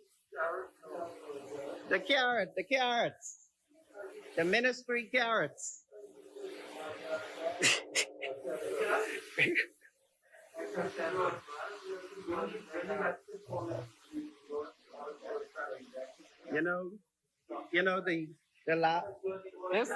This is the first time the Prime Minister actually was here when I spoke in 2 years. So this is a good thing. I mean, it means advancement. No, it's good.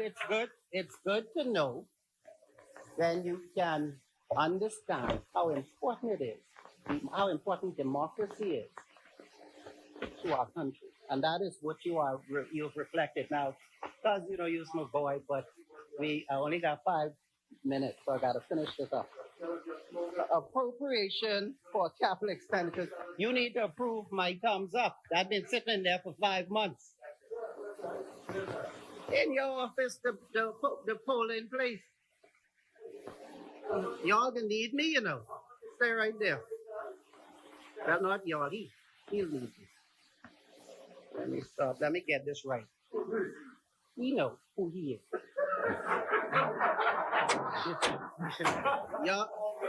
Your capital budget resolution you've allocated 327 million, with almost half going to the office of the Prime Minister. I think that's the office of the Prime Minister. You had like 100,000. You had something thousand going to the office of the Prime Minister. There was 100 and something thousand going to from the capital thing. Not sorry, 100 something million going to your office. Well, either minister fund, because you have free a lot of office now. Yeah. Look at the appropriation, it's right in the appropriation bill you all put here.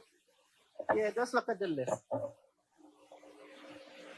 Well, I wouldn't put another cent in your hand. And we don't even have pennies no more. So nothing if you ask me. Now, in conclusion, Mr. Speaker. Oh yeah, this is good.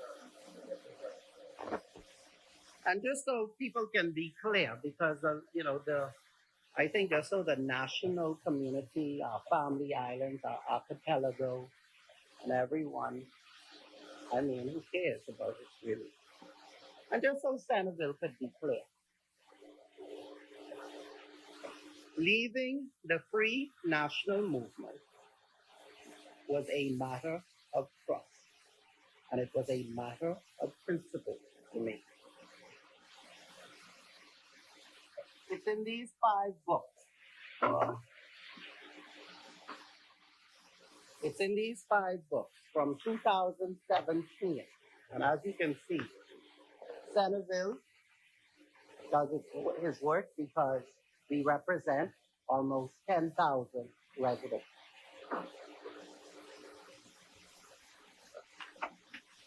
It was the same old. I expected change. Some same, some more worse. Centerville trusted you. Quite frankly, because we didn't know you. And just through the culture of what is Bahamian, we were willing to give it a chance. Centerville no longer trusts you with the future of our children. We can no longer trust you with our political direction. We could no longer trust you with our constituents, with the elderly and our young people. And we are a community worth fighting for. Centerville left the FNF, almost not trusting our police officers, almost not trusting our judiciary. I left almost not trusting our public servants. And that was too much to give up. Beside my love of God, our right-thinking police officers, our right-thinking judiciary, our right-thinking public officers is all we have to hold on to for the next generation of Bahamians. And the FNM was not going to cause me to lose respect for them. It is the hope of the Lord and the Spirit of truth that will be revealed in our next election. So God go before all of you. God go before all of us. We didn't trust you with Dorian. We didn't trust you with COVID. It is, Mr. Speaker, and was always for Centerville a matter of trust. Thank you very much, Honorable Member.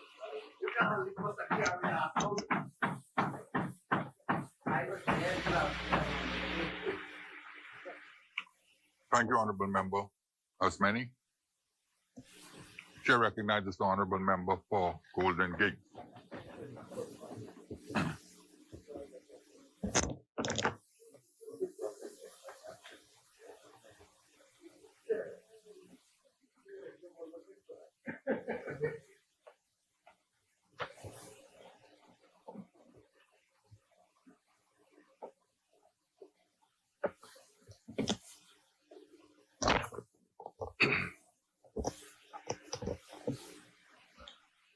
Chair recognizes the member for Golden Gates.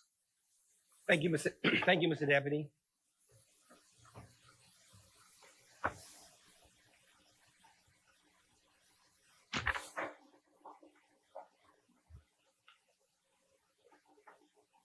Mr. Deputy, I rise on behalf of the wonderful, good, and resilient people of the Golden Gates constituency, and I thank each of them for the honor and privilege they have afforded me to represent their best interests in this honorable chamber, and I thank Almighty God. Before I speak to the budget, I should like, with your leave, to extend my heartfelt condolences to several families whose loved ones recently passed away. Also, I intend to speak about a young man who lives in my constituency and is doing very well in high school basketball in the United States. Due to COVID-19 and the attendant measures, I have not been able to attend funerals as I had been doing over the years. Mr. Deputy, I offer my heartfelt condolences, as the Speaker did in this chamber, to the family of Sir Edward Charles Carter, a former cabinet minister, former member of this honorable chamber, and a member who served with the utmost distinction and who was a gentleman of the first order.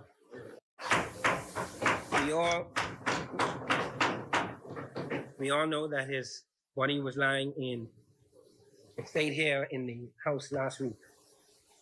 He was also a veteran broadcaster, and he epitomized and brought light, meaning, and appreciation for our very rich culture. He has made, no doubt, great and valuable contributions to our country in so many ways. And if I may, Mr. Deputy,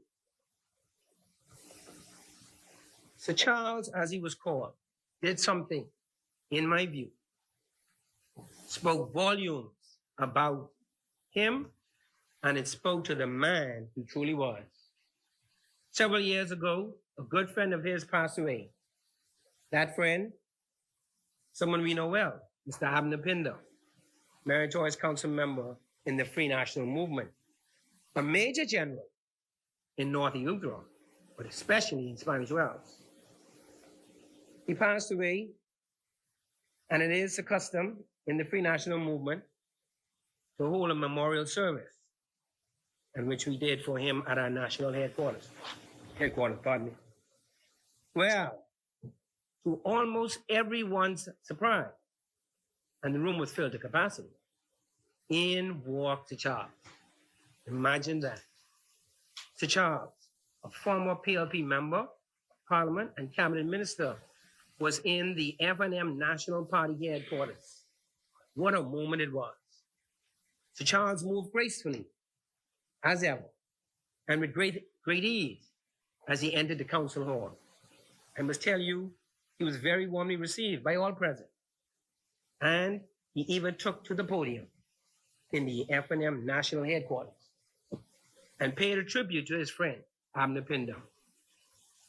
When he was finished, there was a great applause and a standing ovation. That was Sir Charles. Few could have achieved that.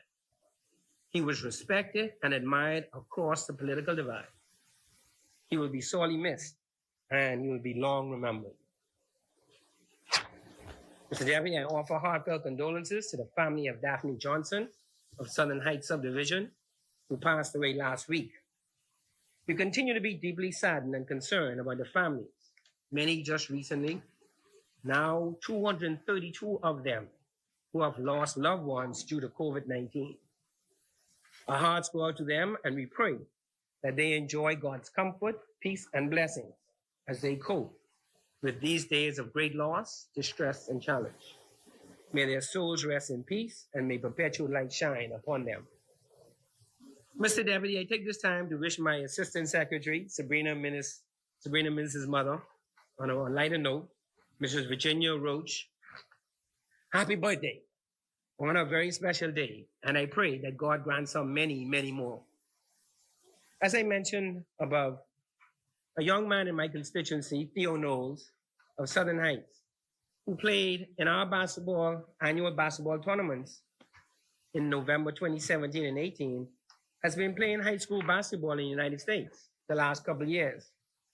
Theo, a 19-year-old point guard at his Faith Christian High School team last month, played in the Texas Christian Athletic League All-Star Classic, where he was named the most valuable player, MVP. We give him some love. We give Theo some love. For the tournament, and selected to the all-tournament first team at the Texas Christian League All-Star Classic. It's a very proud moment for his parents, Mr. Harvey Knowles Sr. and Mrs. Charlene Knowles, the family, and indeed the Golden Gates community. I commend him for his truly outstanding performance, and I hope for his continued success as he enters college this fall.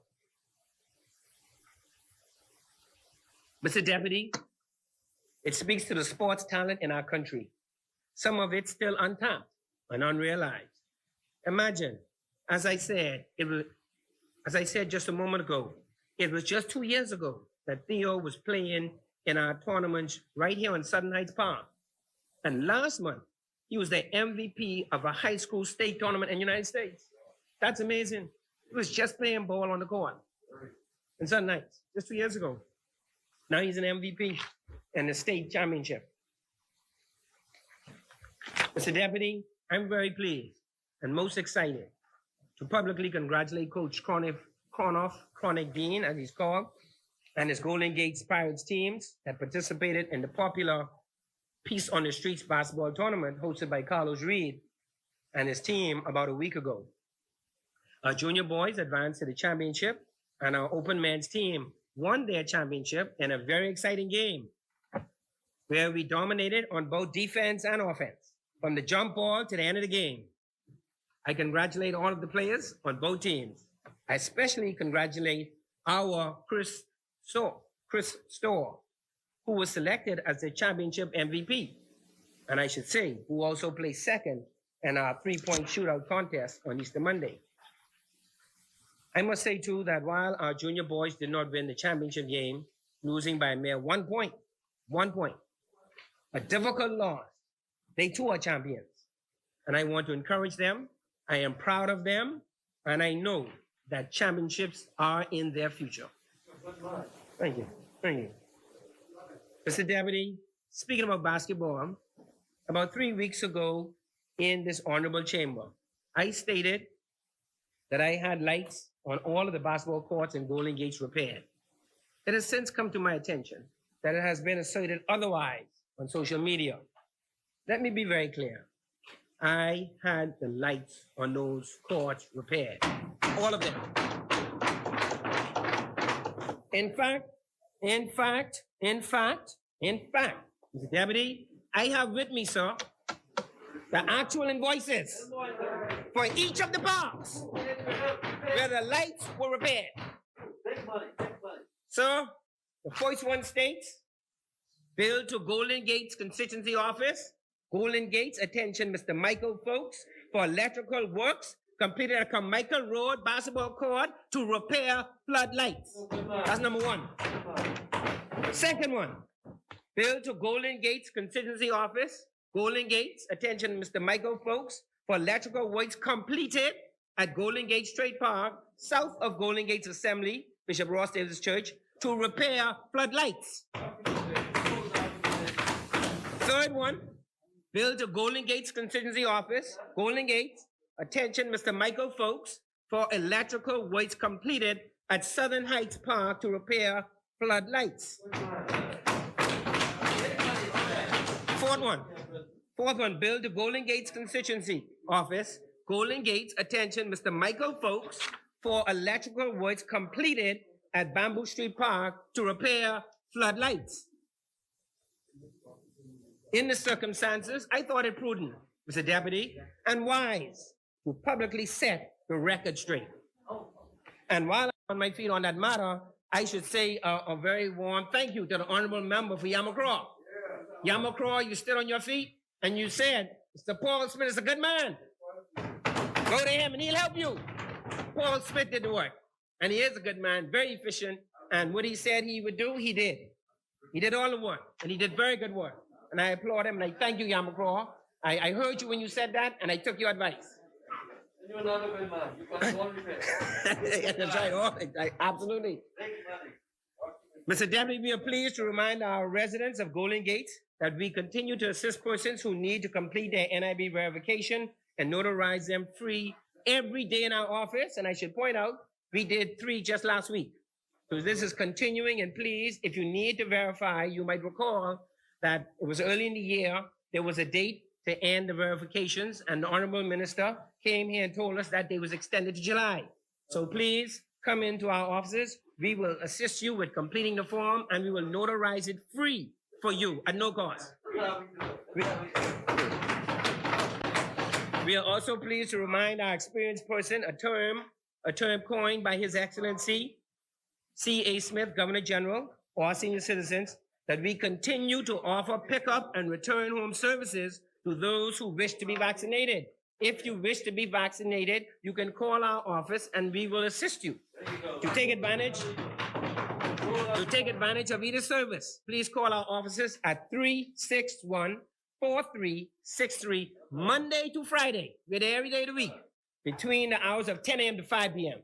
Every day of the week we're there, and we've been there since May 2017, every day of the week.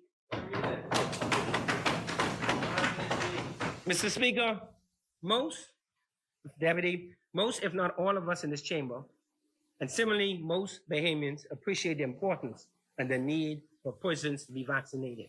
And may I join my colleagues who've also expressed where they are with vaccinations. I too have been fully vaccinated, and I've passed the 2 weeks. In this regard, we're going to do some groundbreaking, Mr. Deputy. We'll do some little groundbreaking here. In this regard, we plan as of the 21st of June, 2021, in order to encourage persons to be vaccinated. To demonstrate our appreciation to the first 250 residents of Golden Gate's constituency who have been fully vaccinated, receive vote shot upon presentation of proof of same and their voter's card by issuing them a small token of appreciation. Mr. Speaker, I have mentioned in this honorable chamber on many occasions since March of last year that this pandemic has been very difficult, it's been rough, it's been hard, and been challenging for people. Appreciating the difficult time the residents of my constituency and many others throughout the country have been experiencing since the beginning of the pandemic. We commenced a program, Mr. Deputy, where we issued over 2,000 food gift certificates to assist families. In fact, during the first wave, the program was geared toward the most vulnerable in our community, our experienced persons and persons with disabilities. During the second wave of the pandemic, we expanded the program to include families with children and young adults. And now, in the third wave of the pandemic, we have commenced a program of providing care packages to all families in need. Mr. Speaker, over the said 3 programs, we have provided more than $80,000 worth of direct food assistance to families, not including contributions from our partners. Not including contributions, that was $80,000. Including our partners, especially SuperValue, and in particular, Mr. Rupert Roberts, the owner, and Mrs. Deborah Simonet, the president, who was appointed to the post last year, and I publicly congratulate her. In total of about 11,600 as partners, for a grand total of approximately $91,600 of direct food assistance to the constituents of Golden Gates. All of which were delivered to the residents.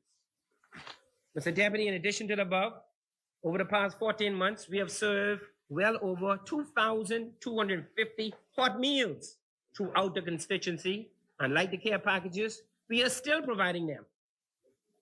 In fact, on the Whit Monday holiday, we provided residents with 360 cooked meals. And last Friday, Labor Day, we provided another 250 cooked meals to residents. Mr. Deputy, we also provided PPEs, or personal protective equipment, to our residents in the first wave through our experienced persons and our persons with disabilities, including masks, hand sanitizers, and bottles of alcohol. About 300 of them when they could not be found anywhere on this island. In the second wave, we expanded the program as we did with the direct food assistance.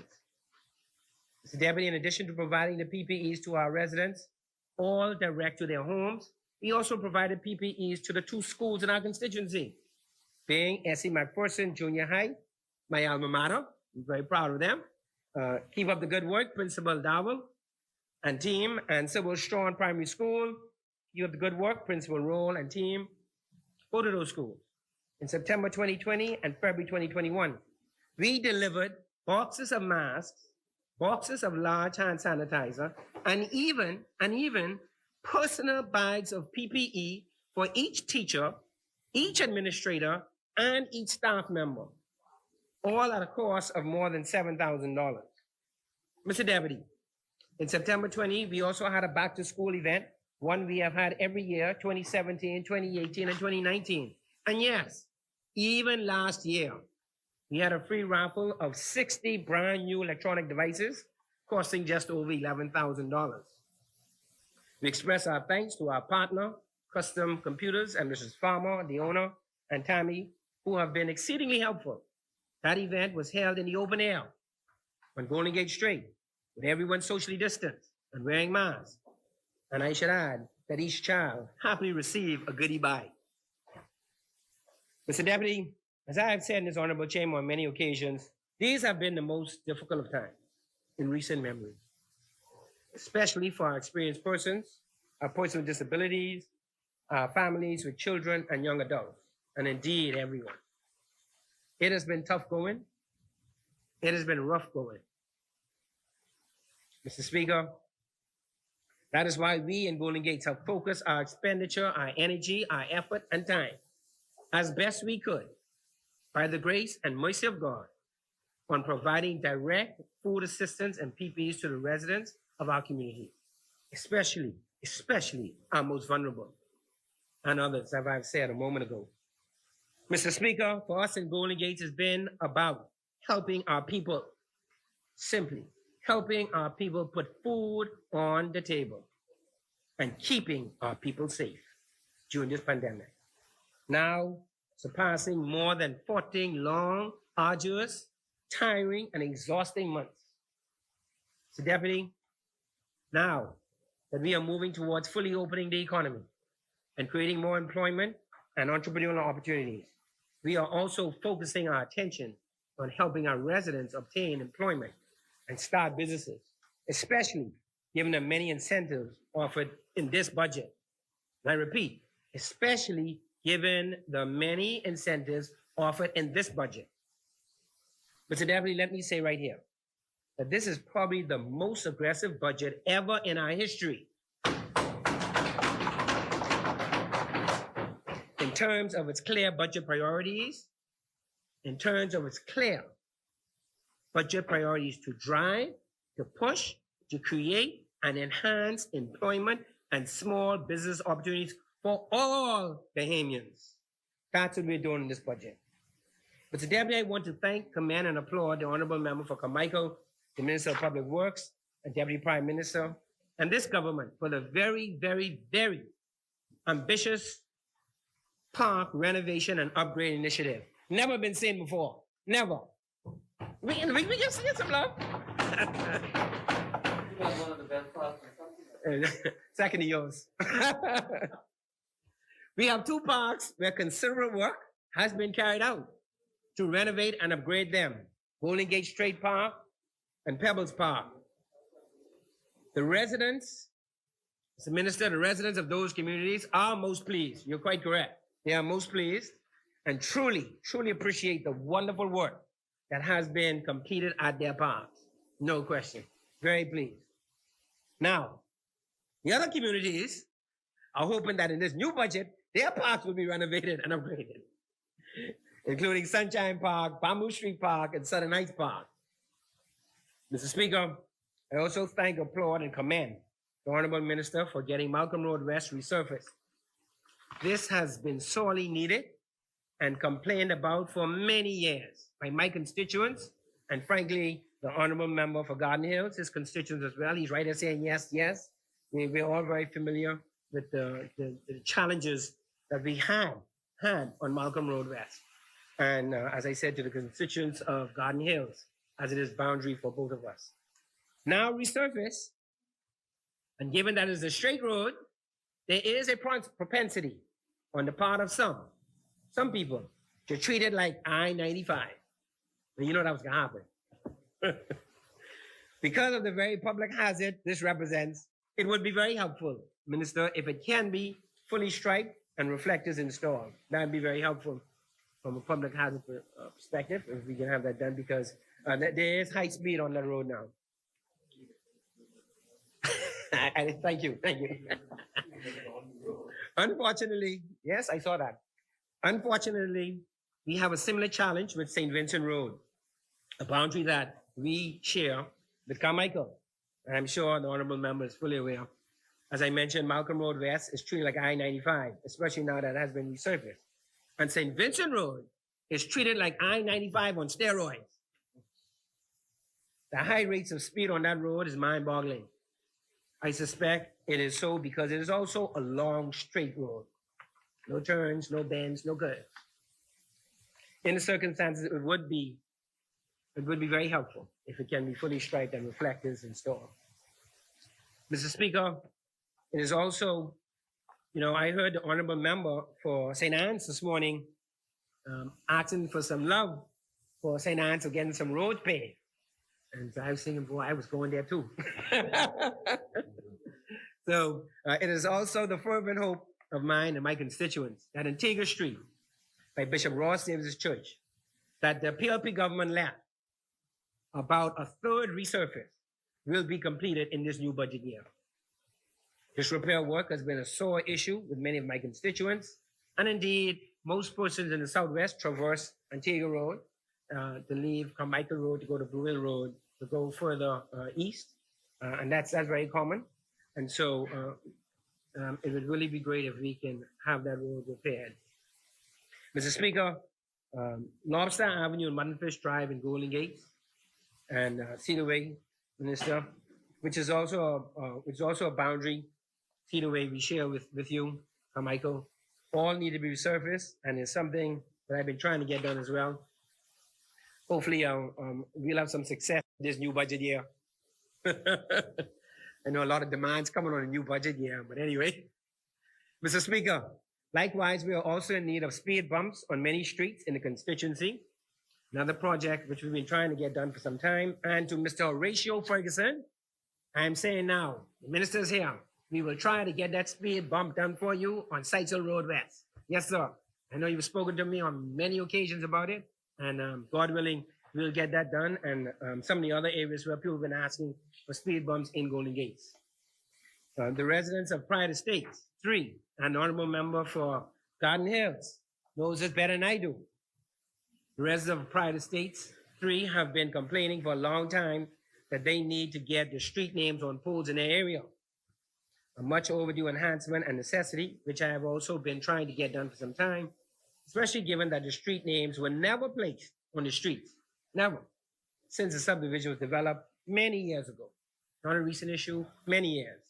So we are hopeful that we can get the street names in Pride Estate 3 in this new budget year as well. And there's a lot of demands. Mr. Deputy, I take this time to let my constituents, and the country know if they missed it or they do not know, that the most honorable Prime Minister and Minister of Finance indicated in this chamber last week that this budget includes a most important and needed VAT holiday for the month of July for both hurricane preparations and back to school. I encourage everyone, to the extent that they can, to take full advantage of these VAT cost savings. This is no doubt a big help to families, and I applaud this caring, concerned, and compassionate government headed by Prime Minister Minnis for giving families a much-needed break on these VAT costs. Mr. Deputy, before I leave the Golden Gates constituency, let me say that I am very grateful for and to all the persons who worked so hard leading up to and including our victory in May 2017. And all of the persons who helped us host so many events some mentioned above, over the past 4 years. I could not have achieved this alone. It is because of each of you and each of them, the constituents who've been there, and God Almighty, that we have gotten the work done on behalf of and for the benefit of our residents. At some risk, and I humbly apologize in advance, I want to mention a few people. If I were to mention everyone, it would take considerable time. Meritorious Council Member, MCM, George Cadet. Aaron Brown, my council rep. Brittany Hall Wilson, who has been working in my office for some time now. Meritorious Council Member, MCM, Anna Colebrook. Advisory Councilor, Dr. Sherman Stevens. Former Chair, Reverend Catherine Rogers. All current and former association officers, the persons who are doing the canvassing work every week, right now, for months, some weeks, multiple evenings, and who lend their support at every event, including holidays.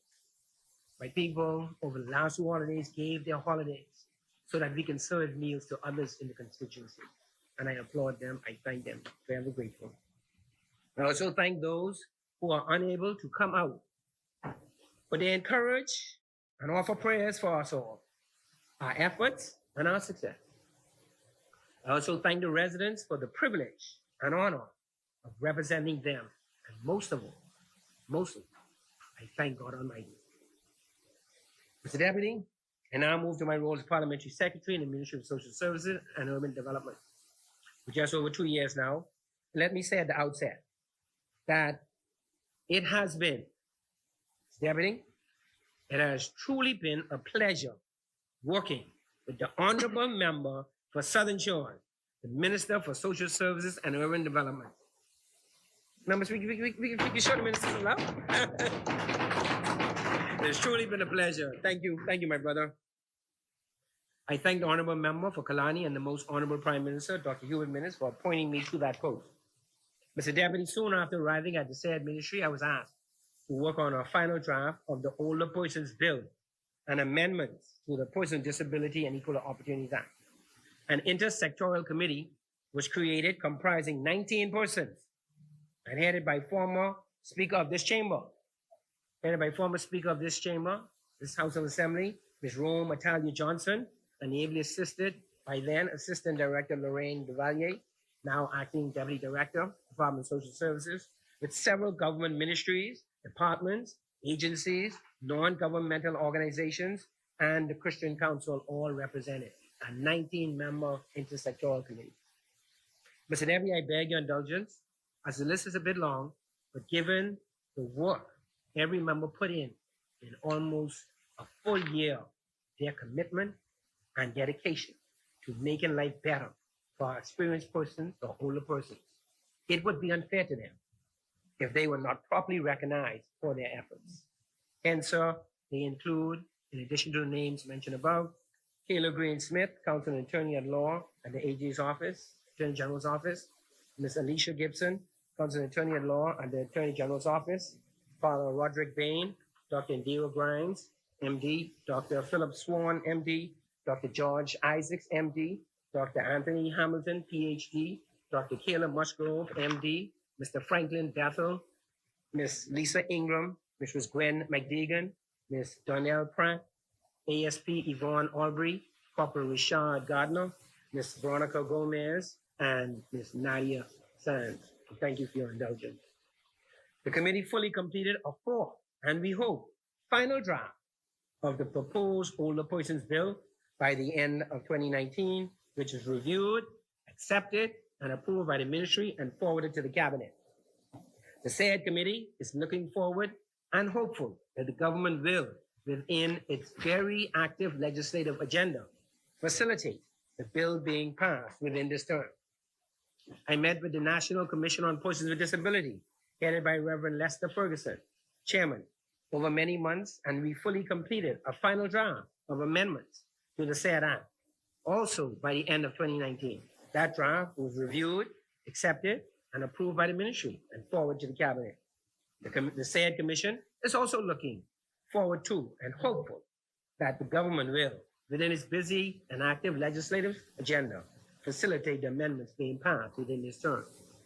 Mr. Deputy, I have also been working with Undersecretary Rosalind Horton, as well as Social Services Department, with the Social Services Department Committee, headed by Acting Deputy Director Lorraine DeValier, to create and develop new management contracts between the department and various children's homes, including a professional standards of the home document. Other members of the said committee include Acting Deputy Director Charlamagne Fernanda, who's now posted in Grand Bahama, Chief Welfare Officers Regina Means, Betty Ann Brooks, Laverne Stewart, and Veronica Bonnaby. Pardon me. I am pleased to report that after many months of work on both the management contract and the said standards, we are currently in the process of finalizing the individual home contract. Finally, we're getting to the end of the road and the professional standards document. I thank all of the workers at the Department of Social Services, especially my administrative assistant, Mrs. Cox Russell, and Urban Renewal, who have been working on the front line of the pandemic over these past 14 months. And equally important, Hurricane Dorian, especially those who worked in the early days of the shelter operations and until they were closed almost a year later. We thank them. Mr. Deputy, I now move to the House Select Committee on Natural Resources, of which I humbly serve as chairman. I want to thank the honorable members of the committee for their service, including Fox Hill, South and Central Andrews, and Mangrove Key, Centerville, St. Barnabas, Golden Isles, and Marathon. Mr. Deputy, while we have not achieved as much as we envisioned by this time, due primarily to the pandemic, among other reasons, we are meeting regularly, advancing the work of the committee. The House of Assembly approved the Select Committee's request, pursuant to the rules of this chamber, to hold public hearings, and they are expected to commence shortly following this budget debate. Mr. Deputy, I now move to the 2021-22 budget.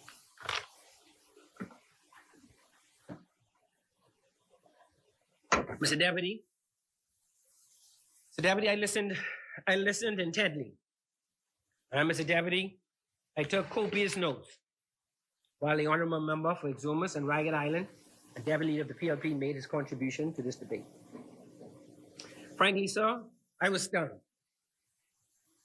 And in fact, disappointed by many of the comments of the honorable member.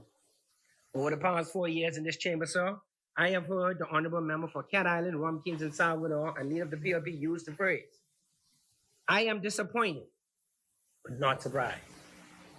Please use that phrase from time to time. Well, Mr. Speaker, as I said a moment ago, I am disappointed. But frankly, sir, honestly, I am admittedly, truly surprised. I am surprised. The Deputy, perhaps it was naivete on my part, brought about by a sense of nationalism and reimagining a better Bahamas for all. And just maybe the other side was moving in a certain direction. The Deputy, I can think of several, one or two in particular, who joined the side opposite over the decades, who did not say publicly, but told people privately that they joined that organization to help to move it in the right direction, because they believed in its founding principle. However, unfortunately, they soon and often discovered that change did not receive a very warm welcome, or none at all. And I can also recall some who remain thinking they could make those same changes in a new and more nationalistic direction for the good of all Bahamians. But they too discovered the Herculean effort that was required, and unfortunately the impossibility of the task. And ultimately, to their utter disappointment, they accepted the reality, while, I suppose, remaining ever hopeful. Mr. Speaker, the honorable member for the Exumas and Ragged Island commences contribution to this debate with the statement that the good news about this budget is that it is the last of this government. He's right, though. He's right. It is good news because we are in the last year of this F&M's government's 5-year, and this budget is setting the firm foundation for a bright future, a robust economy, a robust recovery, and the future for our people. That is good news. That is good news. Yes, it is good news in terms of employment and business opportunities, especially for small businesses for Bahamians. On the heels of the worst worldwide pandemic and economic fallout in 100 years.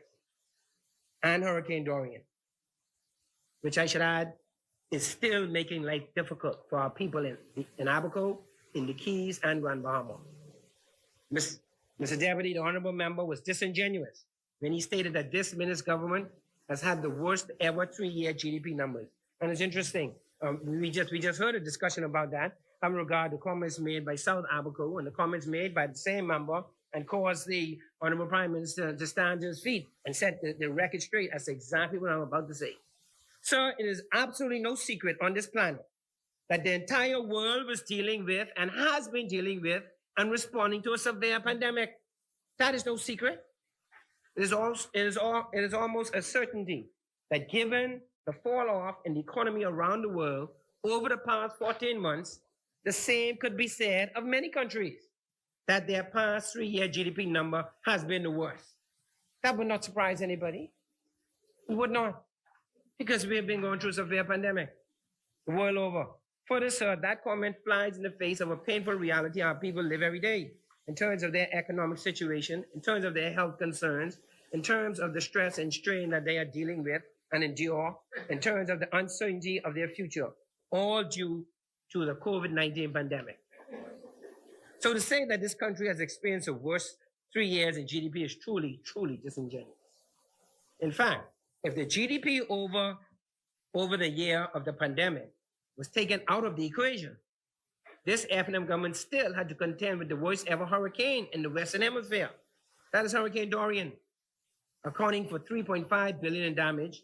And before that, Hurricane Irma, accounting for over $500 million in damage. Mr. Deputy, what we do know is that the years 2017 to 18 and 2018 to 19 are two of the best years in GDP the country has seen for some time. And we were well on our way towards a better 2019, 2020. And that's exactly what the honorable member for Kalani just pointed out.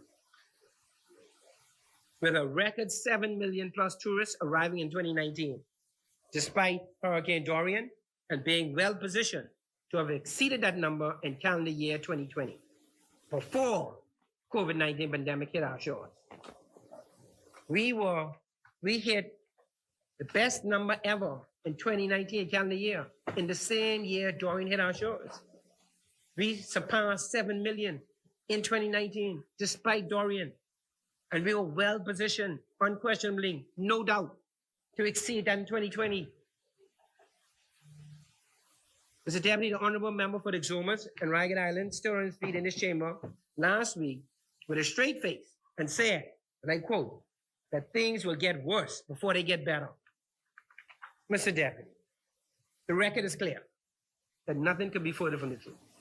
We all know that it cannot be reasonably disputed that we witnessed the worst of the pandemic during 2020, when with few exceptions, hardly anyone was working, when unemployment estimated to be above 40% or more.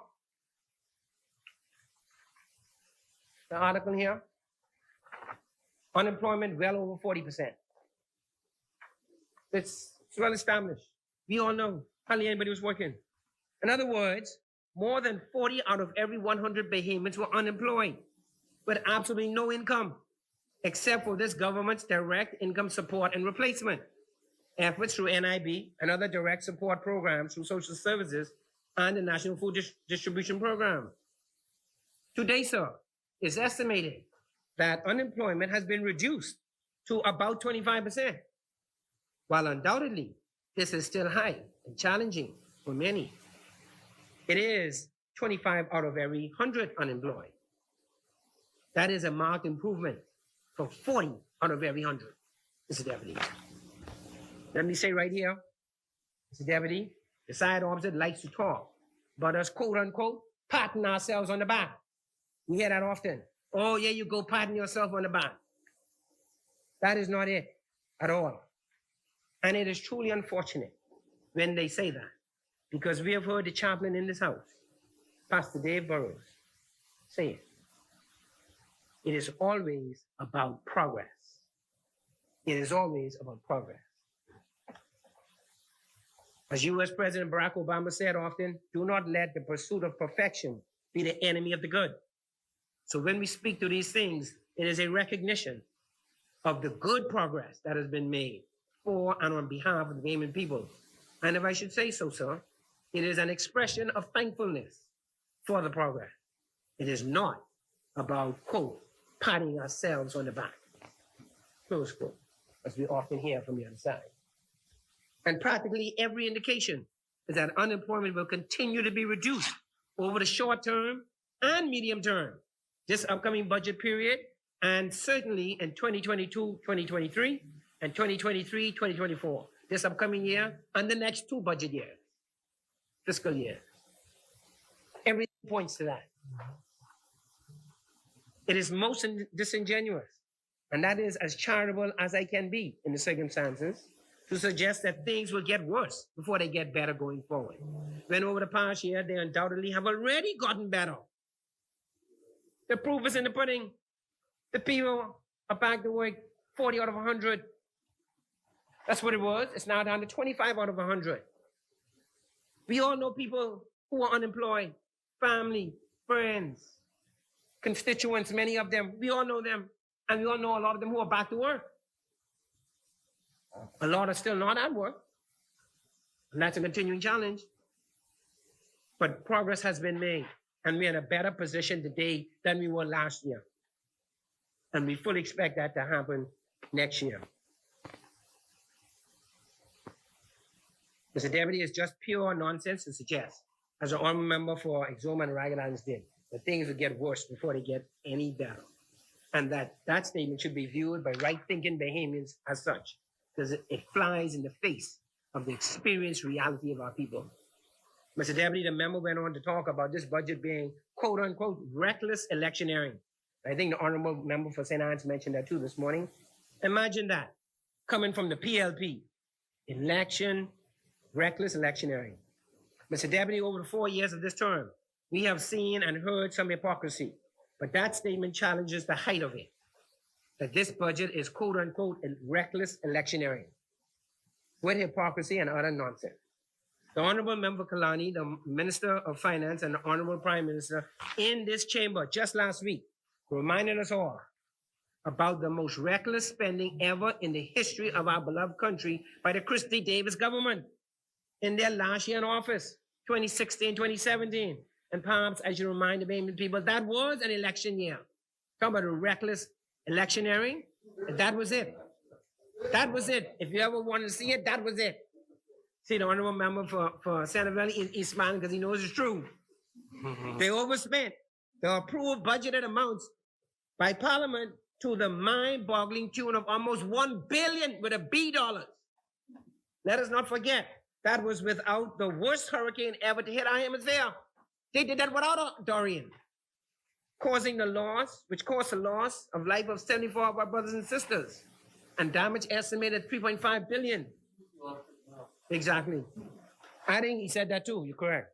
Adding to that, Mr. Deputy, the worldwide pandemic, which caused us to date the loss of life of 232, Mr. Deputy, our brothers and sisters have gone on because of the pandemic, 232, and almost brought our economy to its knees. That almost brought our economy to its knees, as it did the world over, causing at its worst more than 40% of our people to be jobless. Mr. Deputy, in this our election year, the final year of this term, watch this, sir. Watch this.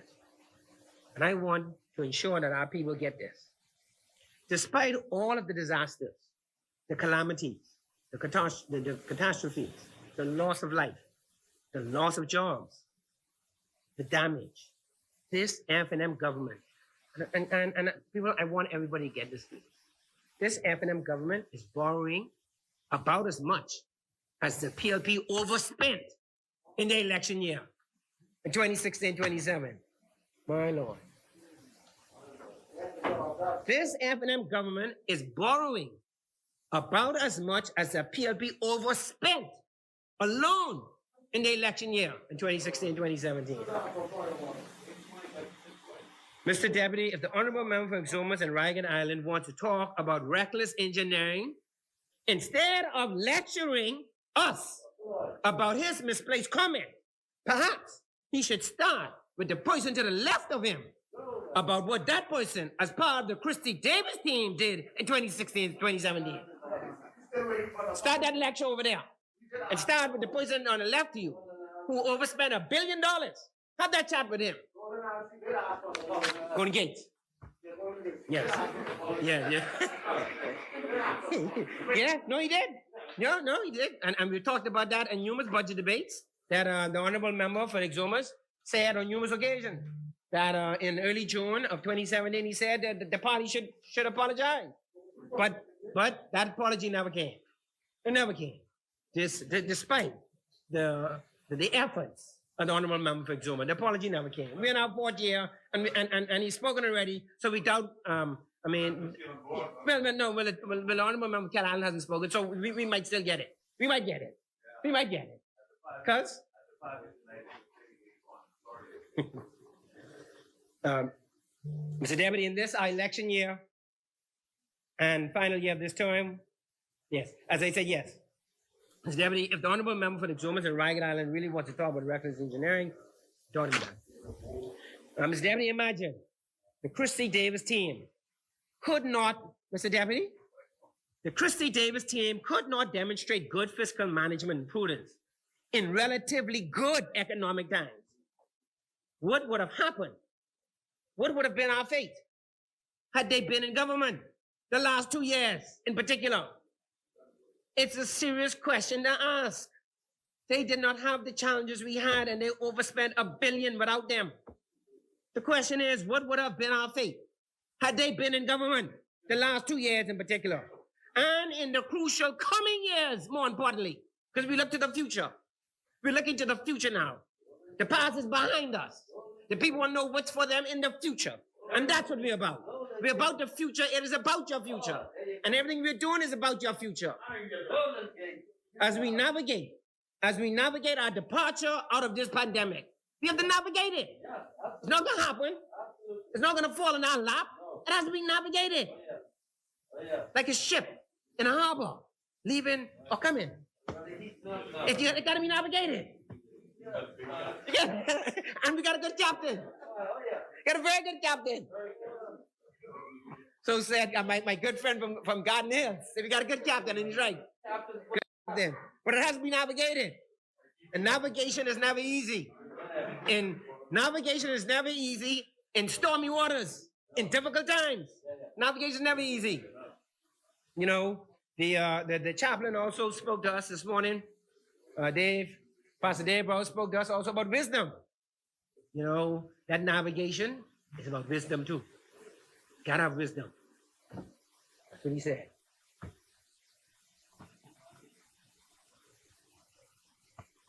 As we navigate our departure out of this pandemic and accelerate the recovery in Abaco, as we accelerate the recovery in Abaco and Grand Bahama, and indeed the whole country, we accelerate recovery throughout this entire country. But it must be navigated with wisdom. Mr. Deputy, that's only the half of it. That's only the half of it. Imagine. The honorable member talks about reckless electioneering when the drive, the push, the thrust, the center, the emphasis of this budget is, for the most part, about creating employment and business opportunities for our people. And from a private sector perspective, it seems to me that he, the honorable member, might have enthusiastically applauded that.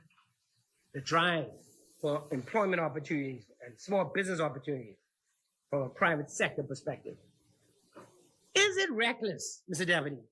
Is it reckless engineering, shameless electioneering, and bloated election spending, as the honorable member stated last week? I wrote them all down. Remember, I took Kobe's notes. To drive and push this economy to get our brothers and sisters back to work? Is that reckless electioneering? Is that shameless electioneering? Is that bloated election spending? Is it reckless and shameless to assist those Bahamians who desire to start a business or expand one to create the much needed environment in real terms, not talk, real terms on the ground, not just the talks? to do so. I strongly reject that view, and I suspect most right-thinking Bahamians will also reject it. That is reckless electioneering, shameless electioneering, and bloated election spending. Mr. Deputy, when the honorable member went on to say that there is too much trafficking in hope, he was speaking about the numbers. However, he's nowhere near the road of hope when he says at the beginning of his speech that things will get worse before they get better. He was nowhere near the road of hope. An honorable member from North Abaco, he called up today, this morning early.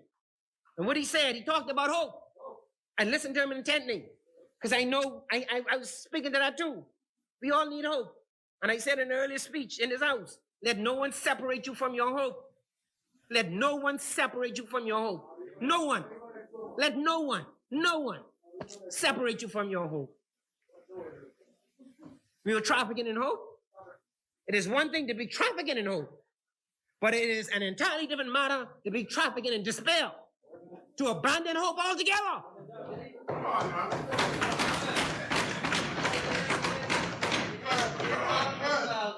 Thank you. No.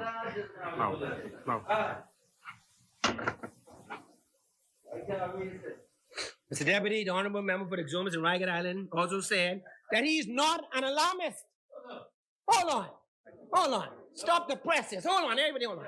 The honorable member said he's not an alarmist. What? Pardon me?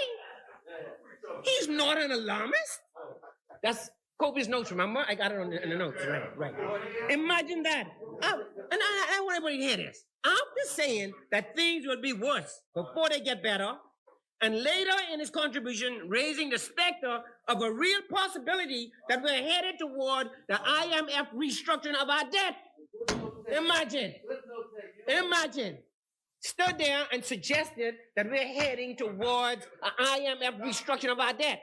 And for those from some of us who might not know what that means, on layman's terms, it means he is saying we're headed to the IMF taking over the finances of this government for a period. But he's not an alarmist. After ringing alarm bells about our reduced external reserve, and as a result of our dollar pair to the US dollar being at risk, after claiming that the budget does nothing to inspire confidence in the economy. Hold on. He claimed that this budget does nothing to inspire confidence in the economy generally, and that we are at a point of no return. But he's not an alarmist.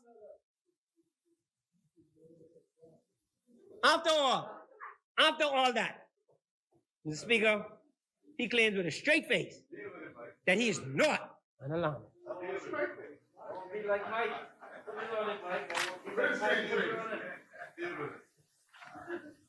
Mr. Deputy, having reviewed the said comments in their totality and taken together, I decided to check the definition of the word alarmist. Mind you, I thought I knew. But after those comments, I was a little uncertain. Mind you, I thought I knew. But I said, you know what, let me go to the dictionary. Let me refresh my recollection.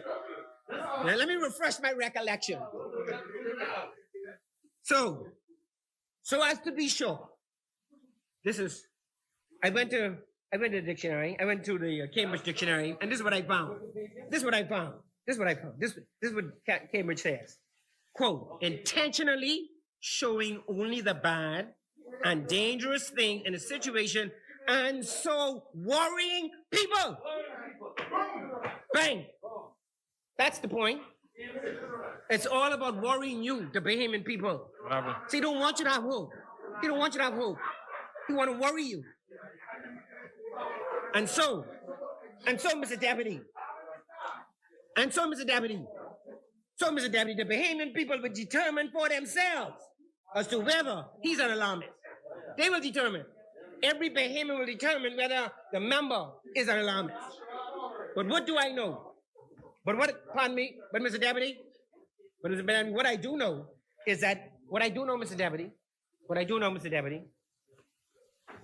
Deputy, is that he was peddling fear, he was peddling gloom, and he was peddling doom. he provided absolutely no hope, none whatsoever, none, to our brothers and sisters in this troubling time, while they are still struggling to cope with the disastrous effects of Hurricane Dorian and COVID-19 and the resulting economic fallout of both. He offered none. No hope, none whatsoever, none. A moment ago, Mr. Deputy, I mentioned the concern raised by the Honorable Member for the Exumas of Ragged Island and the Deputy Leader of the PLP addressing our external reserve and our dollar peg to the US dollar. The Honorable Member said that, I come in right now, Marvin. I come in now. The Honorable Member said that our reduced external reserves will put the Bahamian dollar peg to the US dollar at risk. What? What? Well, sir. Well, sir. No. But I want people to hear this. Well, sir. You wouldn't believe this. The day before the Honorable Member gave his contribution, last week Tuesday, no less, last week Tuesday, the 1st of June, 2021, there was a story in the Guardian, the National Guardian, by Paige McCartney, quoting the Central Bank of the Bahamas about its just released monthly report, among other things. And see, I have it right here. See, I have it here. See, I have it right here. This is Guardian. Central Bank external reserve to decline during the year. Right?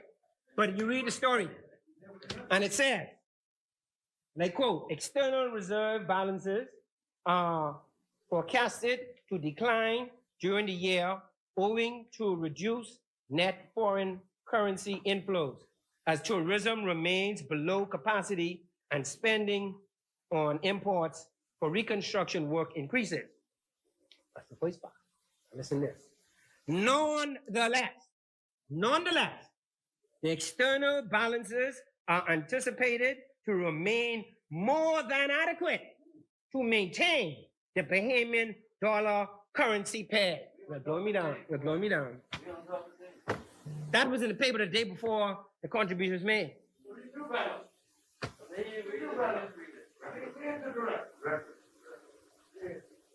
I quote, nonetheless, the external balances are anticipated to remain more than adequate to maintain the Bahamian dollar peg.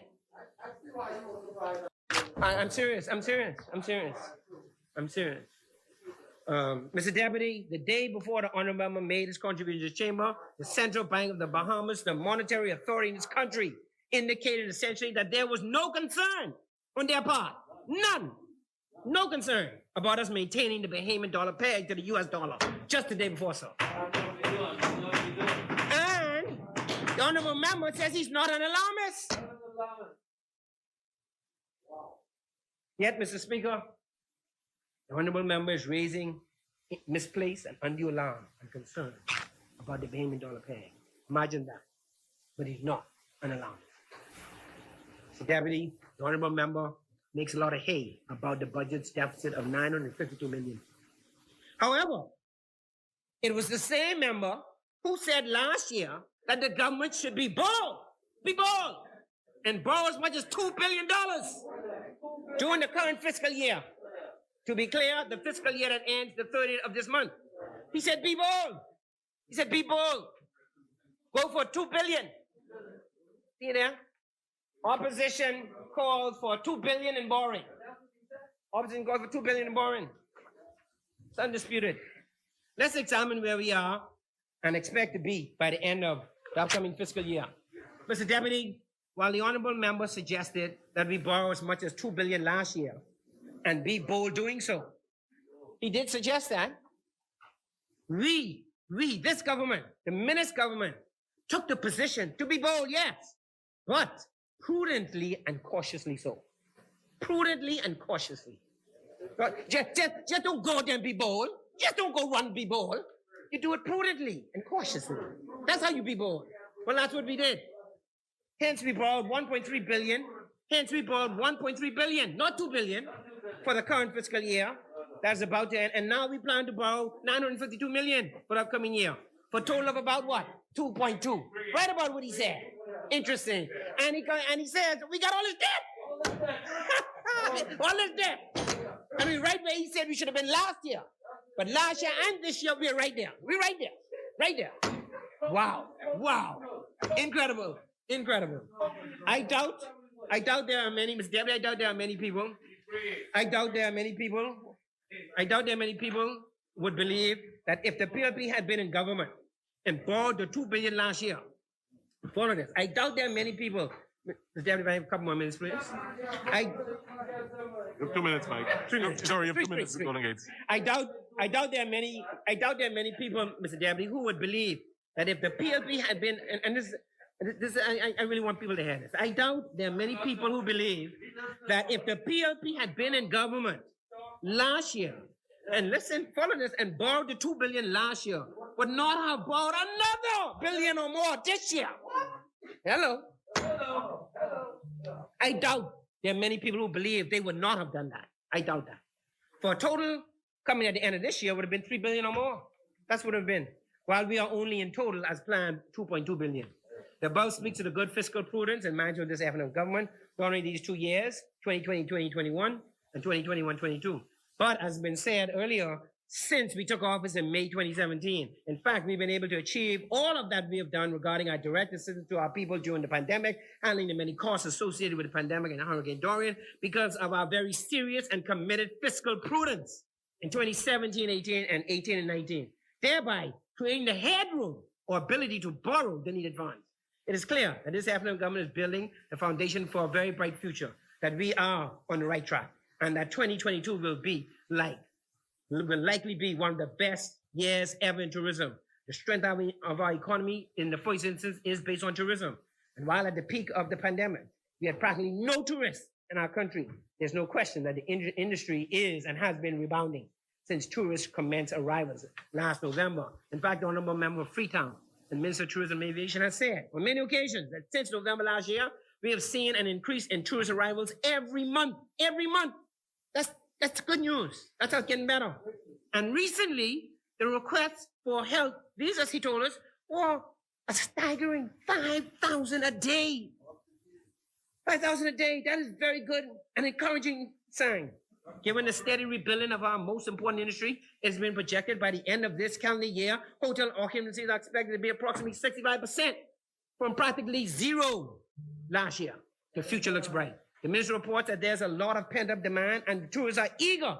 They're eager to visit our shores, spend time with our people, because how warm and friendly we are. We know that Sandals Hotel has indicated on more than one occasion that it intends to fully open later this year in November and engage the vast majority of their employees. The future looks bright. While in Exuma a couple of weeks ago, we were informed that a number of airlines resumed service to the island and the hotels were doing very well. Exuma is about to take off. And so were the other tourism-related businesses. The future looks bright. Moreover, we were told that an American Airlines flight arrived the same day we were there and arrived 85% full. And it happens every day. The future looks bright. The same tourism activity has been reported in North Eleuthera. The flights are arriving near full and the hotel occupancies are equally near full. The future looks bright. This government has signed a contract to build a brand new airport in Exuma, including the cargo area and community area. The intent is for the airport to be a hub for the southern Bahamas. Oh, Exuma's looking good. Exuma looking good. The government plans to pave 10 miles of road in Exuma. That's new roads. Exuma's about to take off and the future looks bright. We know too that this African government purchased the only airport that we did not own in our country, that is Grand Bahama. They plan to build a world-class airport shortly. The future looks bright. This government also purchased and operated the Lucayan and opened the Lucayan Hotel in Grand Bahama, saving many jobs and creating economic activity. Of course, the new cruise port in Grand Bahama is also on its way. Let us not forget the cruise ship home porting for the first time in the Bahamas. We are familiar with traveling to Miami or Fort Lauderdale to take a cruise and return to that destination, then take a flight home. Well, the same thing will be happening here. Yeah. Persons will typically travel here and the day before. All right, Golden Gate, you can sum it up, please. Okay, thank you, Mr. Deputy. And port and travel here early and then go to the port early in the morning to start their cruise. The cruise will return here and passengers will typically spend at least another night here, then depart our shores to go home. That means more hotel nights, that means more taxi rides, that means more restaurant business, and that means more money being spent here. That's what that means. Mr. Speaker, Mr. Deputy, let me just say, and then it's the Nassau Harbor. The Honorable Member for St. Anne spoke about that this morning. It is clear, undeniable, and cannot be reasonably disputed that this African government is caring, concerned, and compassionate. and it is building the foundation as we speak for a very bright future for all Bahamians, every last one across this country, and indeed making the wealth more common. Golden Gates enthusiastically supports this budget. May God bless the Commonwealth of the Bahamas and protect us during this hurricane season and always. I thank you. Thank you, Golden Gates. Thank you very much. As many. Maybe before marathon, we could probably congratulate our good colleague and friend, the member for Cat Island, Rumpkins, and Salvador, and the leader of Her Majesty's Loyal Opposition on his birthday. Members, would you join me?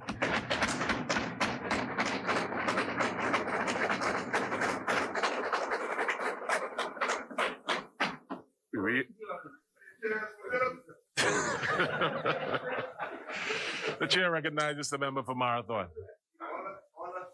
The chair recognizes the member for Southern Shores. Mr. Speaker, I move that the business of the House suspends until tomorrow, Tuesday, the 8th of June at 3 p.m. 2021. Being moved and seconded that the business of this House suspends till 10 p.m. 3 p.m. tomorrow, the 8th of June, 2021. As many members that are in favor remain seated, those opposing will rise.